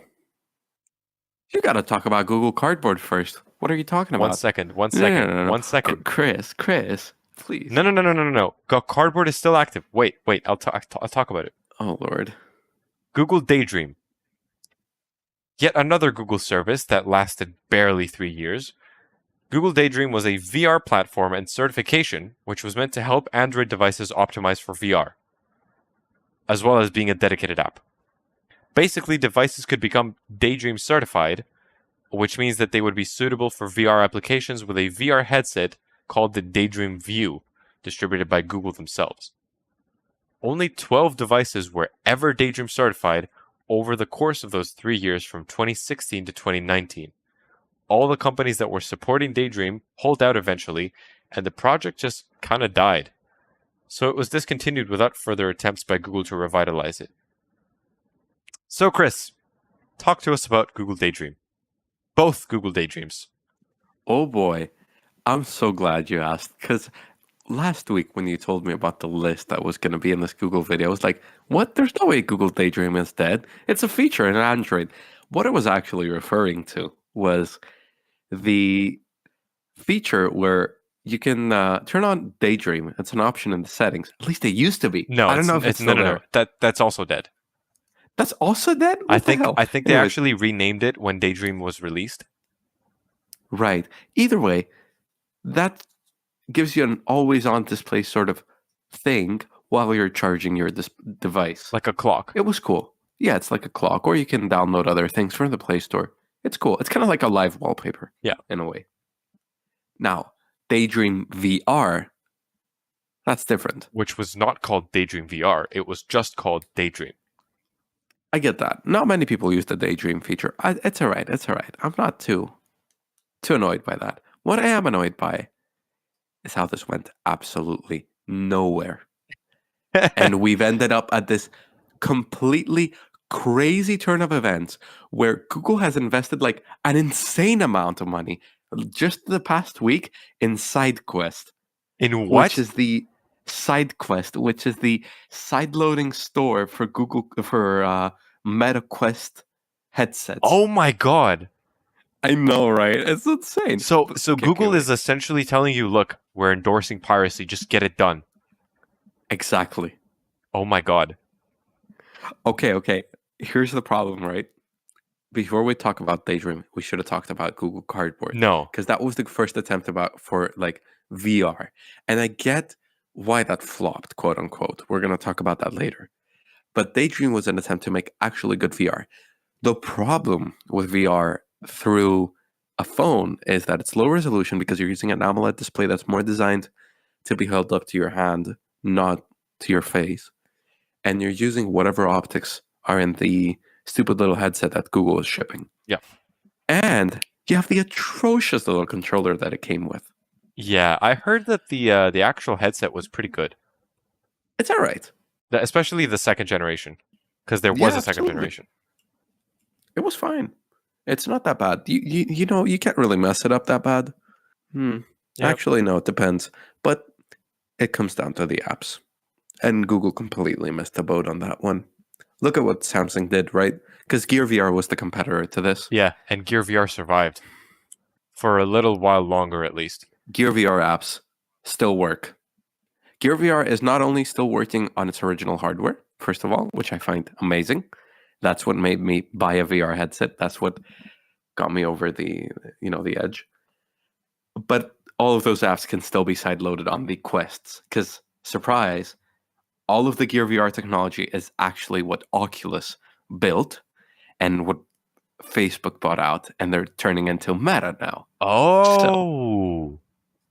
Had you not? Interesting. Did you not know that? Of course Are I you didn't know serious? that, Chris. I have not invested any time into the VR ecosystem at all. How? Okay. Well, if you ever use Gear VR and then you go use my Quest, it's identical. Right. In a lot of areas. Right. It's the same company and the same software and John Carmack on both of those. Was it Right. John Carmack, the legendary. Yes, the John Carmack. Oh the my legendary gosh. guy. Okay, I can see why. Man making, gaming stuff on a 1080p CRT in the 90s. That John Carmack, Yeah. right? Yes. So Oculus, they played it right. Google abandoned this. And this is one of the saddest, I think, things that Google abandoned. Because had they actually continued in this project, they would have had a competitor to Meta right now. Not even the Pixel was Daydream certified before Daydream's discontinuation. That's how much they didn't care about this project after it didn't get initial traction. They just didn't even bother to market the Pixel as Daydream certified. Yeah, it's sad. It's really sad. It's really sad. And the headset, right? It was one of the best built headsets at the time in a VR ecosystem where it was mostly plastic. And it was friendly with that design of a very felt material. It was nice. Yeah, it was. And they were like, nope, nobody cares. And now it's crazy to me that Google, of all companies, is so behind on VR and they cannot catch up because they had two great attempts with Cardboard and Daydream that they just abandoned. And you know what it's really actually missing? The only thing it's missing, in my opinion, are two things. Number one, controllers. You need good controllers for games. And number two, you need 6 DOF, six dimensions of freedom. So you got to be able to move forward, backwards, left, right in your space, not just move your head. Mhm. Because that's what's been the issue with all of the VR headsets up to that point. Yeah. I'm absolutely certain that Google could have done this. Hell, there's Chinese companies right now that are doing it because Qualcomm has done all the hard work for them. Yeah. If they could implement that in Daydream, even today, all things considered, I'd say, it's not that crazy that Google could catch up. With the Play Store being in the position that it is today, you could ship games through the Play Store. You could see Beat Saber being shipped through the Play Store easily. Yeah, but they just don't care. They just don't care. They don't care. They said, okay, we gave up on this.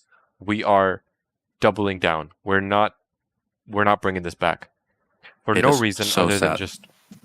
just we didn't feel like it. We didn't feel like it.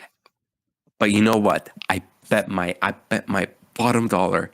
Now that Apple is releasing a headset this January, probably. All Of right. course. They're going to do the Pixel VR. Trust me. Oh my God, it's happening. calling I am it. 100% sure. All right. Where do I put Daydream as a project? Man, it was useless. I'm sorry. D for Daydream. D for Daydream. I'm close to an F, man. I'm close to an F, but D is fine. D for Daydream because it gave us some cool headsets that were never I used for anything good. guess it was all right. It was all right. You could use it to play some PCVR games. I'm sure someone bought a Quest because of a Google Daydream. So D, you know. Let me get the VR stuff out of the way. With the Google Cardboard and the Let's do that. So, because there's a lot to say there. Cardboard, first released in 2014, Google Cardboard was a first-party VR headset of sorts by Google, made of cardboard.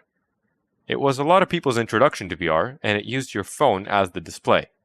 The first-party Google Cardboard headset was discontinued in 2021, which means Google Cardboard outlasted Daydream as a platform despite launching 2 years before it.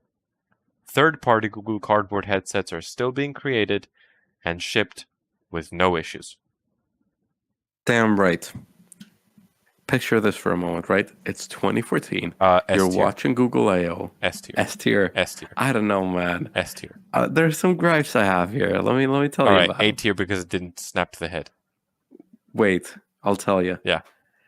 It's 2014. You're watching Google I/O, and you see this, and they're like, it's $5, and you can experience VR. It's not And 5. then you see It was like 20.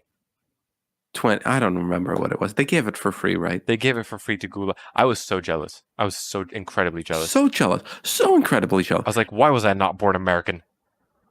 And you just see them using it with a Nexus 5 and having that cool spring-loaded button. What? That is cool. Yeah. That is so cool. Such a cool solution to this problem. That's the first thing that you see, right? Now, Q2 actually using it. You got to hold it It's up. horrible. You got to hold it up. No. The fact that you got to hold it up is a feature, all things considered. True. It's like a... what are those things called? Viewmaster. Yeah. Did you ever have a Viewmaster? I did have a Viewmaster, yes. I know what you're talking about. Yes. So the Viewmaster, it's basically a continuation of the Viewmaster. But the problem with Cardboard was that it was horrible quality. Oh. And we're not talking about resolution. The lenses. Because resolution is fine. The lenses were crap, but more importantly, the frame rate. On a Nexus 5 with a Snapdragon 800 and a 2600 milliamp hour battery, heating up, dying. The snap oven. Bad. And the problem... The fire-breathing Dragon 800. With low frame rates in VR. Yeah. Yeah. The problem with low frame rates in VR is that it's extremely dizzying. Right. And this... Google Cardboard has given a stigma to VR that has still not been shaken off to this day. Mm-hmm. I like it as a first attempt, but damn it, it did so much wrong in that first attempt, and it held back the entire industry for a while. Does it go in C for Cardboard? Man, I don't know. It's a B for me. It was more successful than many other products here. I mean, even A is not horrible, right? But as a product, I feel like when it was all said and done, it has caused more harm than it has actually done good. Oh my goodness. That is a very heavy statement. That's a very heavy statement. It's heavy. It's really heavy. But if you look at the HTC Vives of back then, incredible technology, right? Mm-hmm. You could have seen that be the vision that we have for VR. Google Cardboard was not that, and it brought the discussion to a different point entirely. B tier. I see. It's B for Cardboard. Exactly. Right. Very intuitive. Just like Google's naming scheme. Right. And the last VR thing that I want to get out of the way is the YouTube VR Steam VR app. Oh, yeah.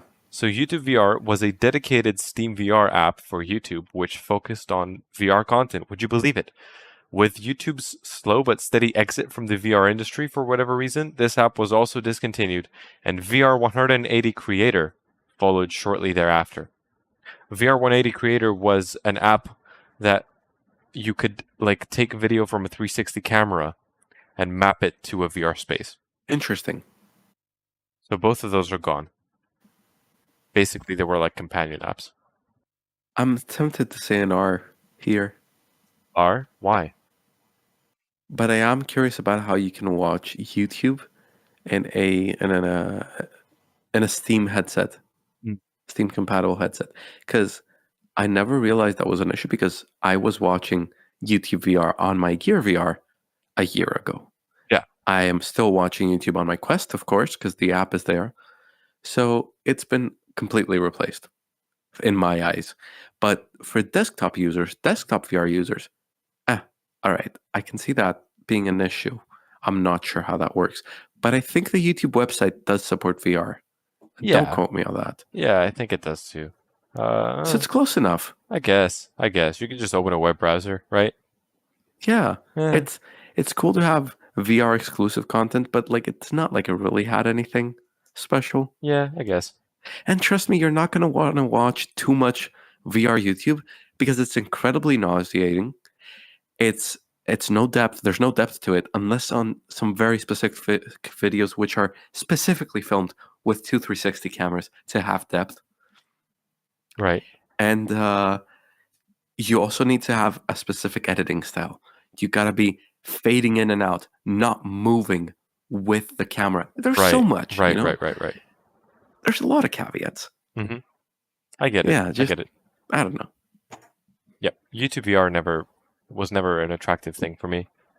I think so. Like VR video was never an attractive thing for me. I think VR games are way more accessible. Because YouTube VR, like VR video is not predictable in any way. And it's nauseating because you cannot predict what's going to happen next. The creator might transition into another shot. If it's a jump cut, you will get nauseated immediately. If it's a jump cut, you're fine. If you're moving with the person, it's nauseating because you're moving without actually moving in real life. Yeah, I see. It's weird. It depends, of course. For every person, it's different. But for me personally, yeah. Google Play Music. In early 2012, the Android market was renamed to the Google Play Store, and a bunch of Google Play services were launched along with it, like Google Play Games, Play Books, Play Newsstand, Play Movies and TV, and last but not least, Google Play Music.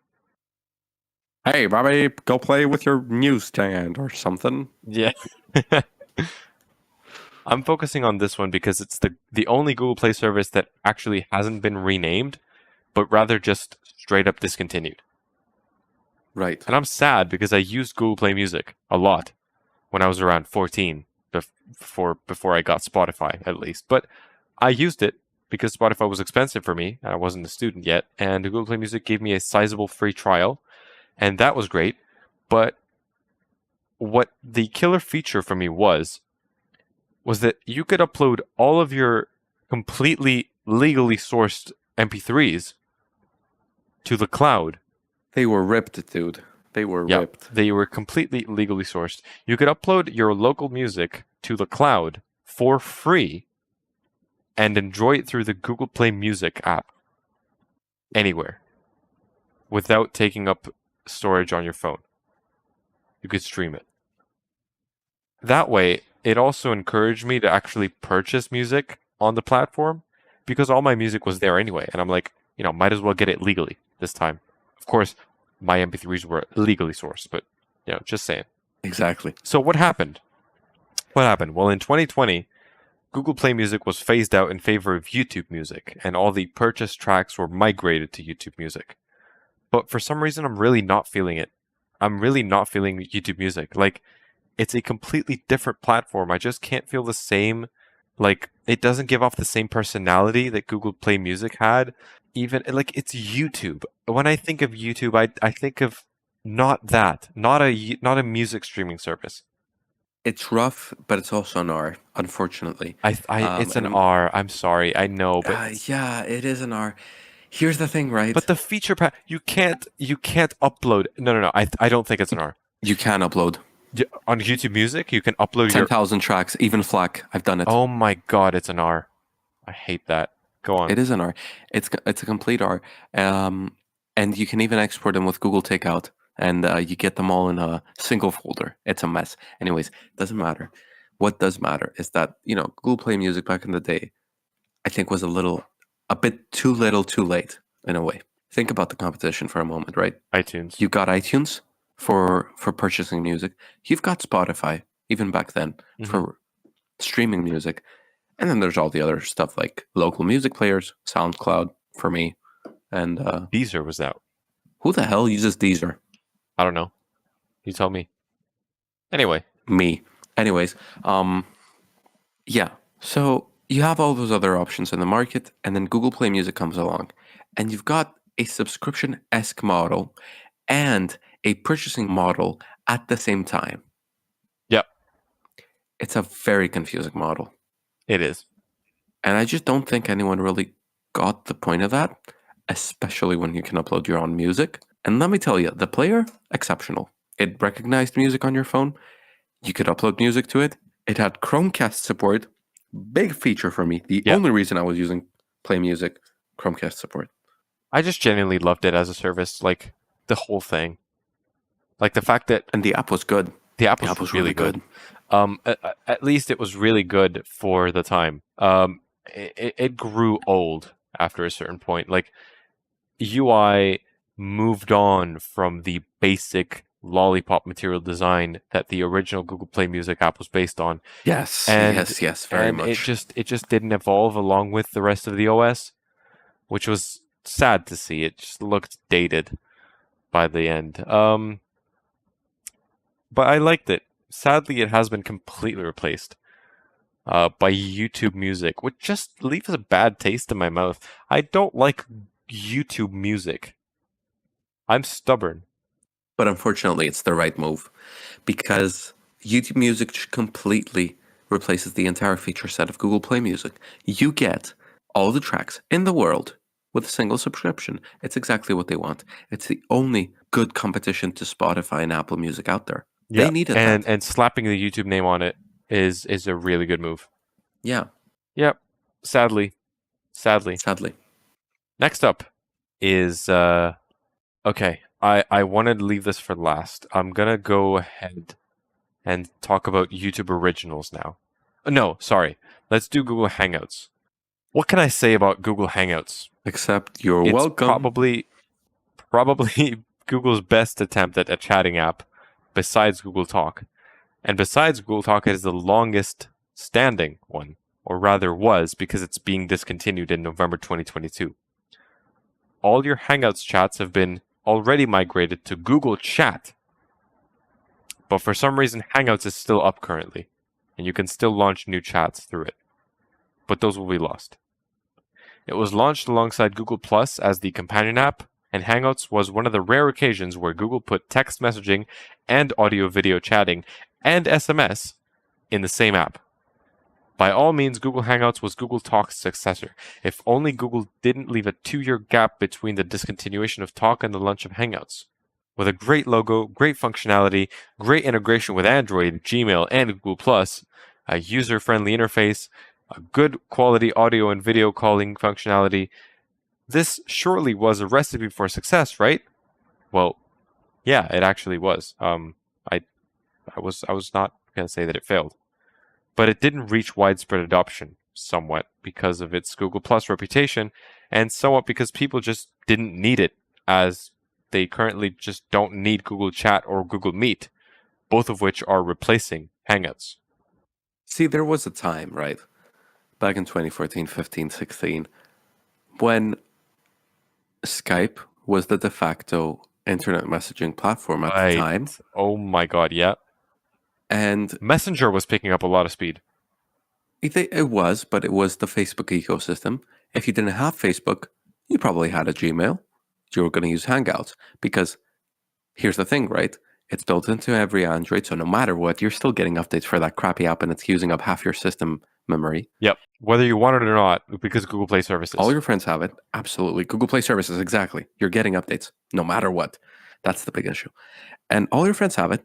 and it's on Gmail. It's so easy to use. Yep. And it's much more lightweight than Skype, which is a horrible Android app. Let me tell you. Yeah, it was horrible. At least was. It's still kind of bad. But I haven't used it in at least 3 years, and I'd never want to again. And then you were telling me that you're integrating it with your SMS client.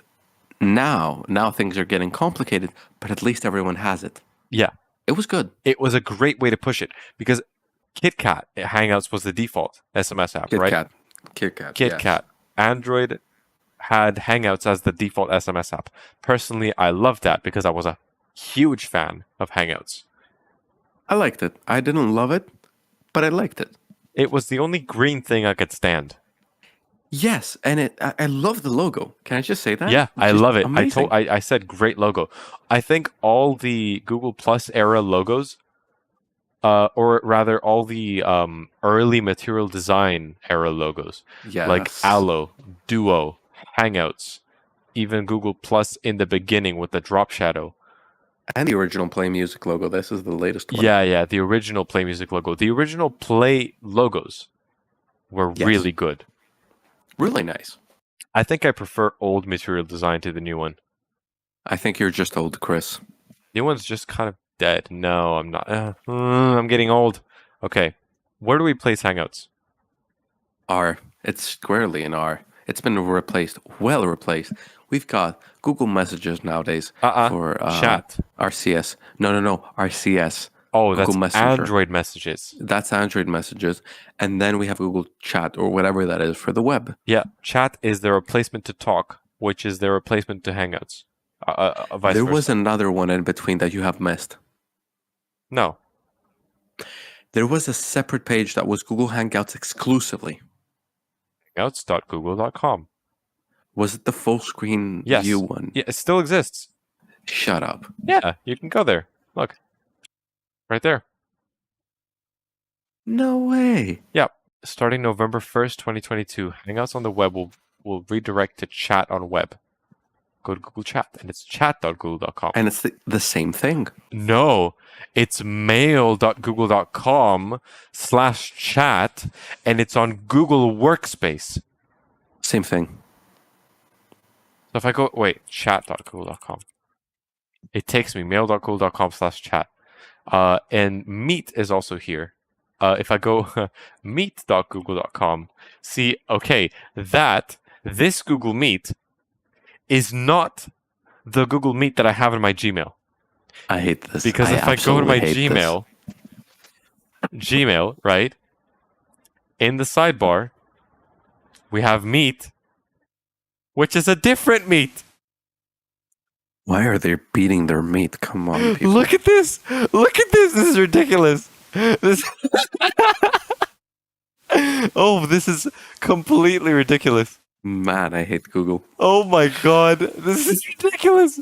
They have the same logo, Chris. They have the same logo. Sweet. That's nice. That's cool. Great. What a crazy time to be alive. It's For almost real. 2 a.m. That's why I'm delirious. We are delirious. We're Good. completely delirious. All right. Next up.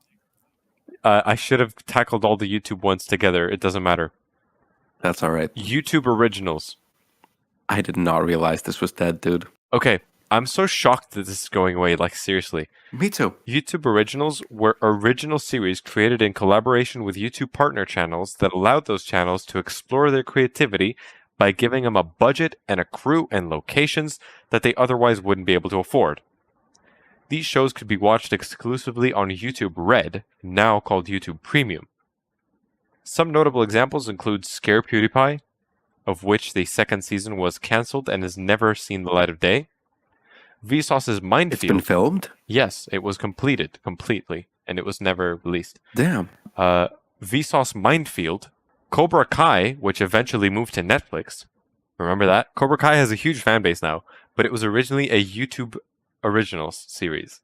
And last but not least, MKBHD's Retro Tech, of which the third season is scheduled to be the last ever YouTube Original series, premiering in December 2022.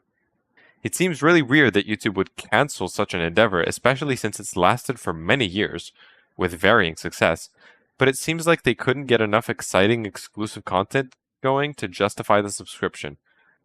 It's okay though, Google has found other ways to monetize the ever-living heck out of YouTube, with paid channel subscriptions, an ever-increasing number of ads, and not giving a damn about its creators' wishes most of the time.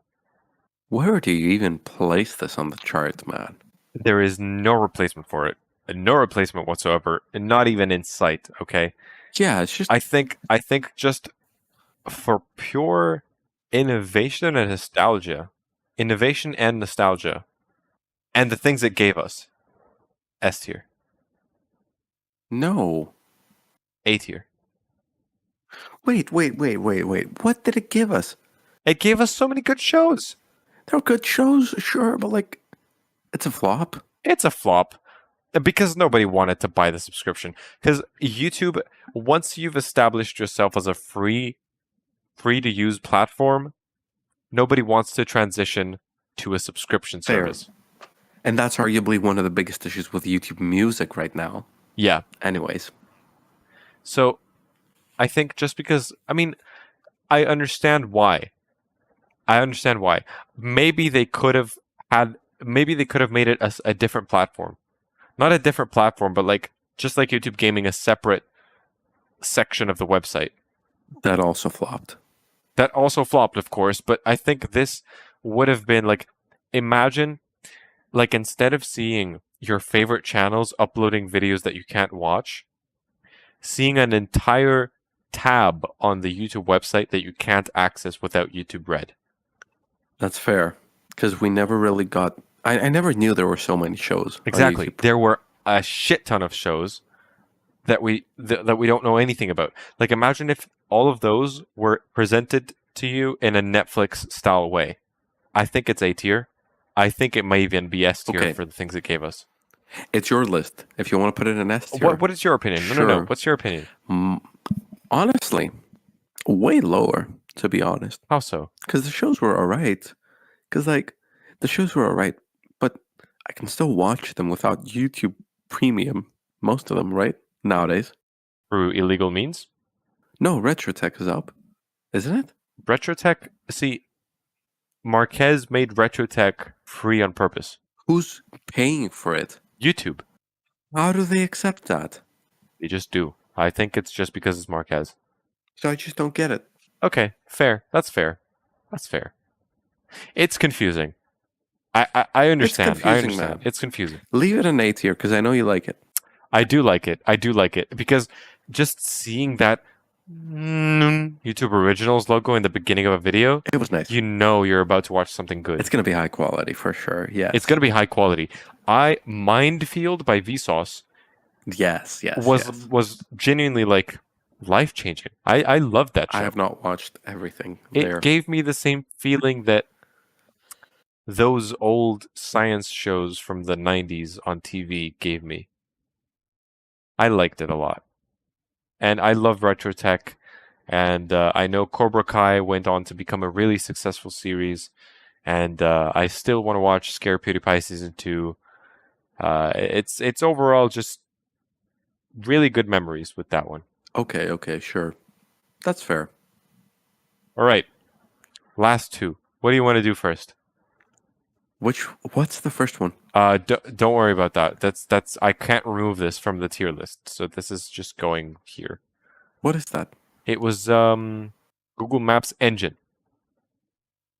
I thought this was going away. I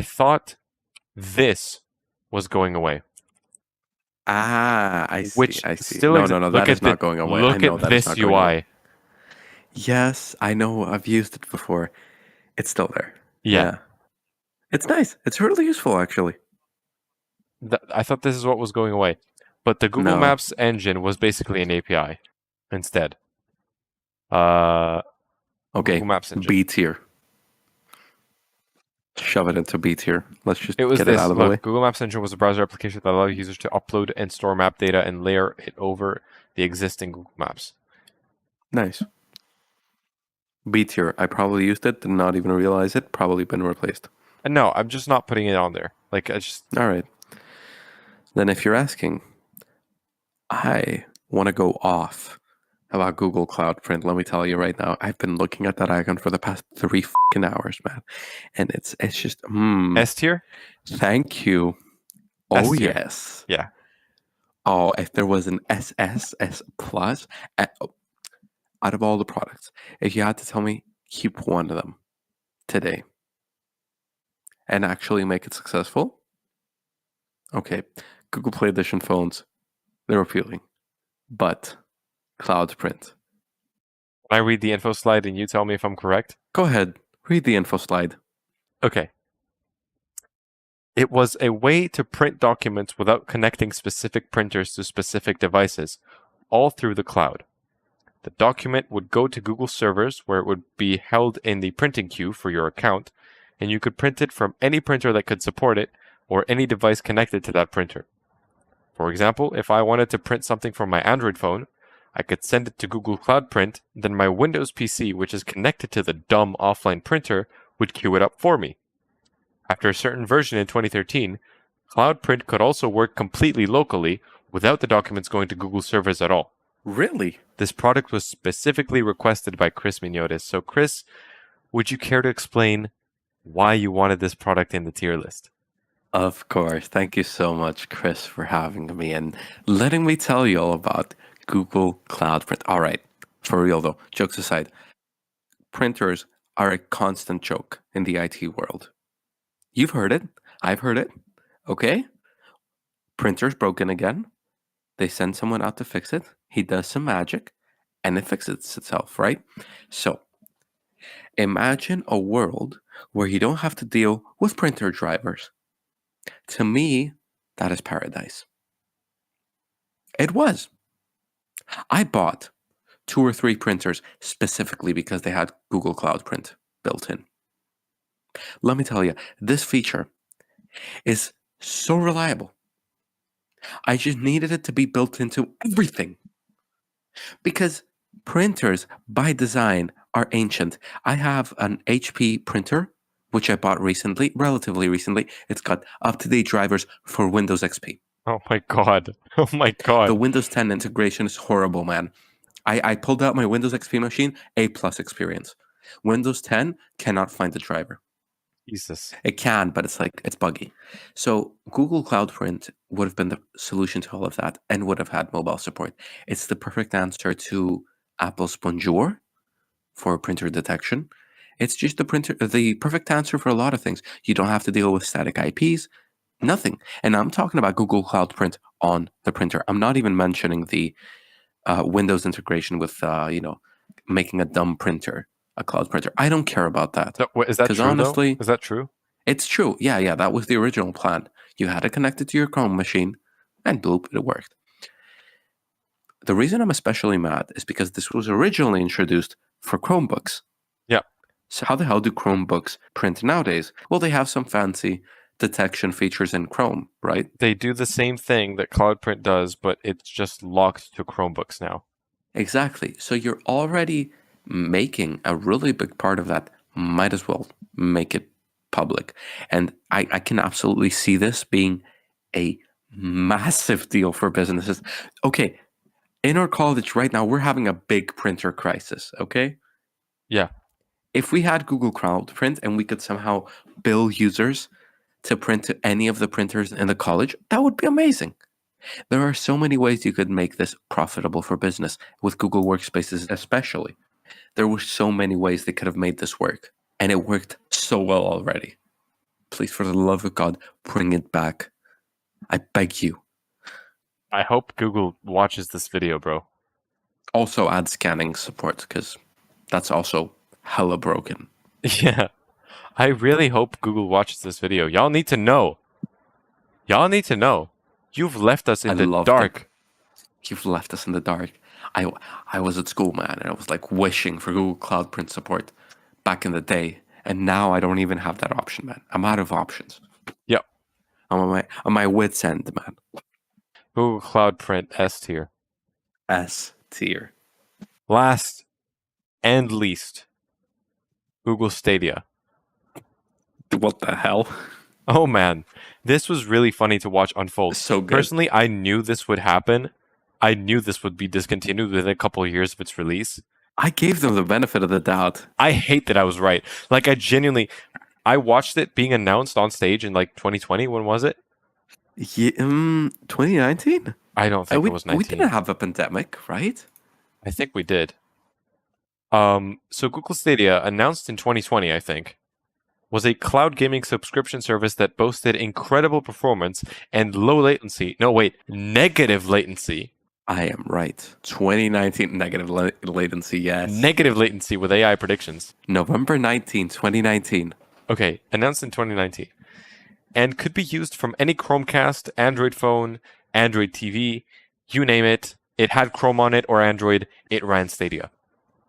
It came with a nice little controller, which was essentially your entry point into the Stadia platform, and you could purchase games on Stadia as if you were purchasing them for a console.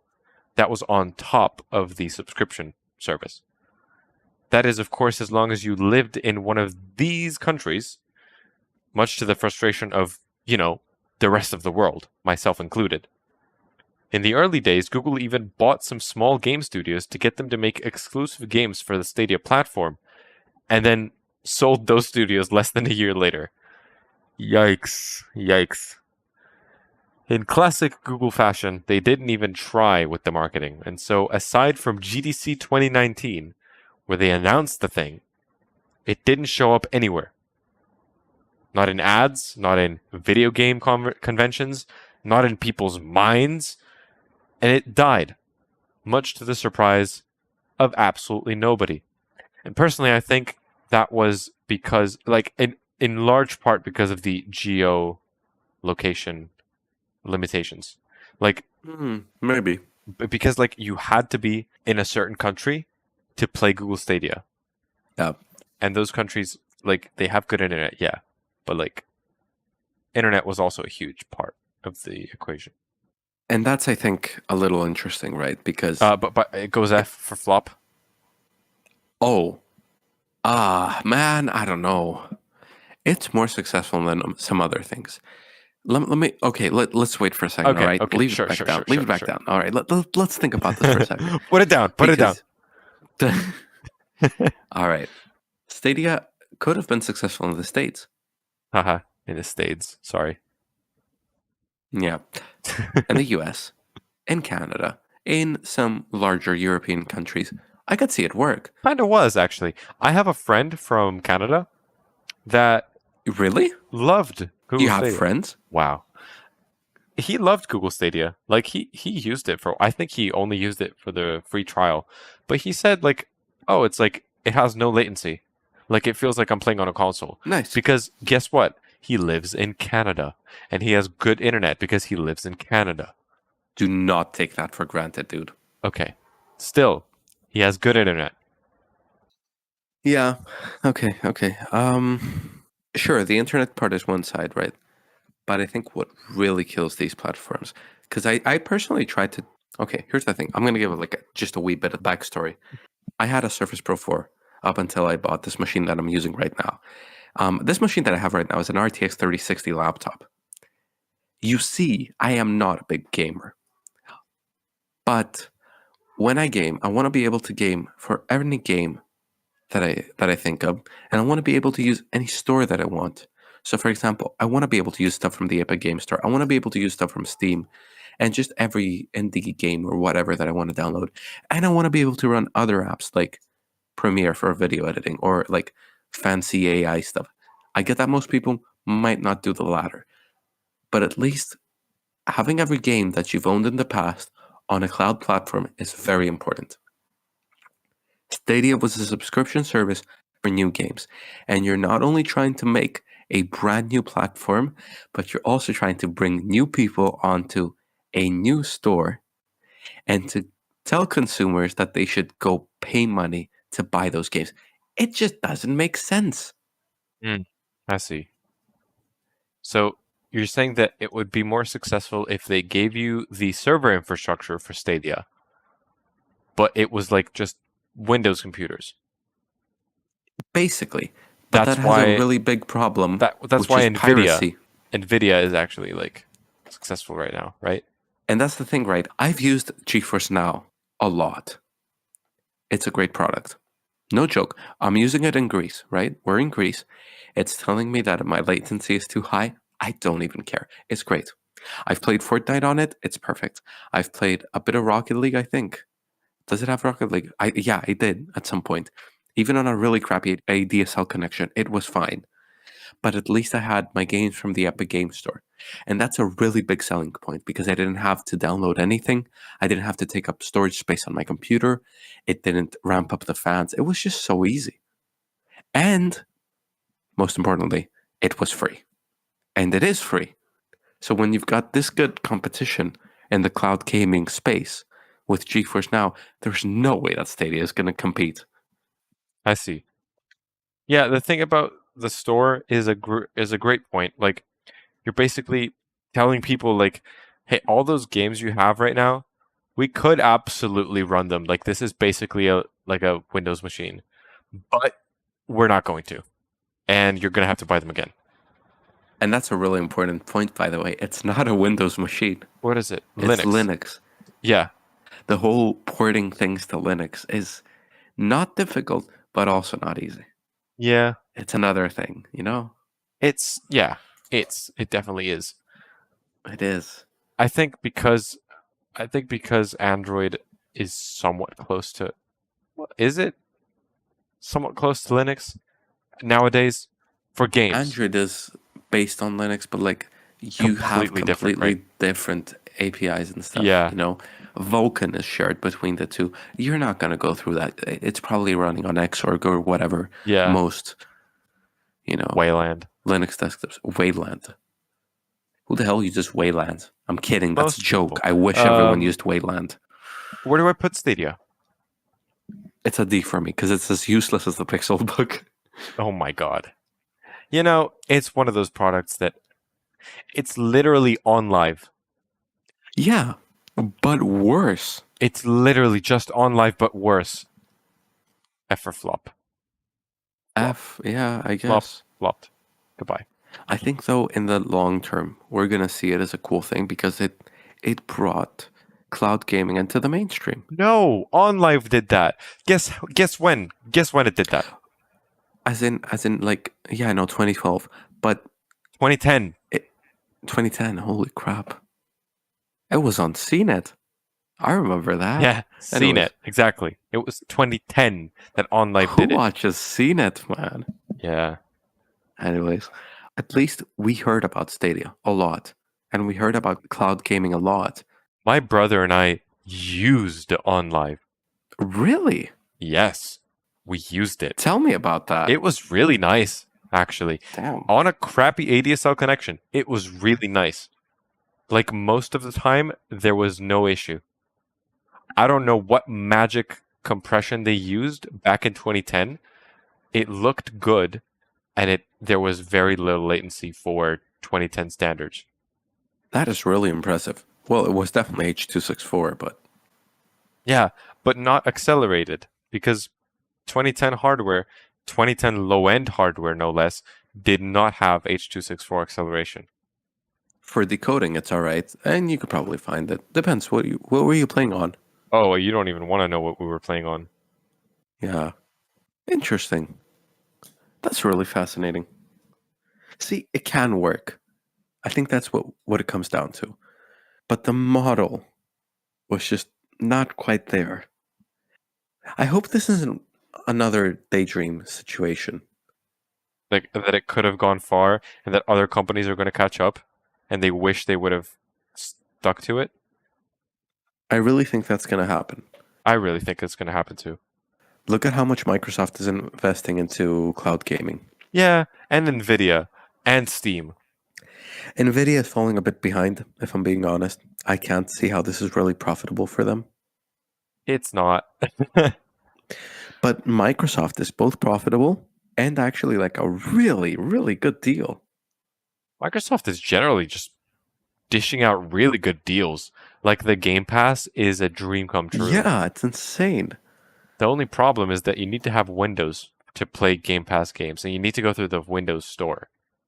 And that's why you get the cloud Game Pass. Play through a browser? Yeah. And you do the xCloud, the streaming one. Oh my god, that is really cool. So, haven't you seen that Microsoft is doing cloud gaming now? Yes, barely. They're doing it. I know that they tried to circumvent Apple restrictions. Yeah. And They they did all got that. banned again. And now it's a PWA. It's a progressive web app. Wow, yes. All right. That was fun. I think it's about time to wrap this up. It took only 3 hours. This went on for way too long. But that is If you made exactly- it this far, holy crap. That is exactly you. why I wanted to do this video with you, because I knew that it would be an interesting conversation. I never once got bored talking about this stuff. Me neither. This was so cool. There's This so was many so cool fun. memories here. Yeah. And this is the final tier list. At S tier, we've got iGoogle, Google Play Edition smartphones, Google Glass Explorer Edition, Google Now, Google Nexus, Inbox by Gmail, and Google Cloud Print. At A tier, we've got Google Desktop, Chromecast Audio, Google Plus, and YouTube Originals. At B tier, we've got the Nexus Q, Google Code, Google Allo, and Google Cardboard. At C tier, we've got Google Wave and Orkut. At D tier, we've got the Chromebook Pixel, YouTube Gaming, and Google Daydream. At F tier, we've got Google Buzz, the Nexus Player, and Google Stadia. And in the R tier, standing for replaced or renamed, we've got Google Video, Google Talk, Google Latitude, Picasa, YouTube VR for Steam VR, Google Play Music, and Google Hangouts. Thanks for watching. Yeah. Yay. All right. Thank you. Goodbye. This took a while. Subscribe. Subscribe. People, subscribe. Leave Subscribe. a like. Leave a comment. Tell us about your experiences. Give me using a these kiss on the products. cheek if you're feeling cheeky. Oh, no. You're keeping that in? Seriously? Yeah.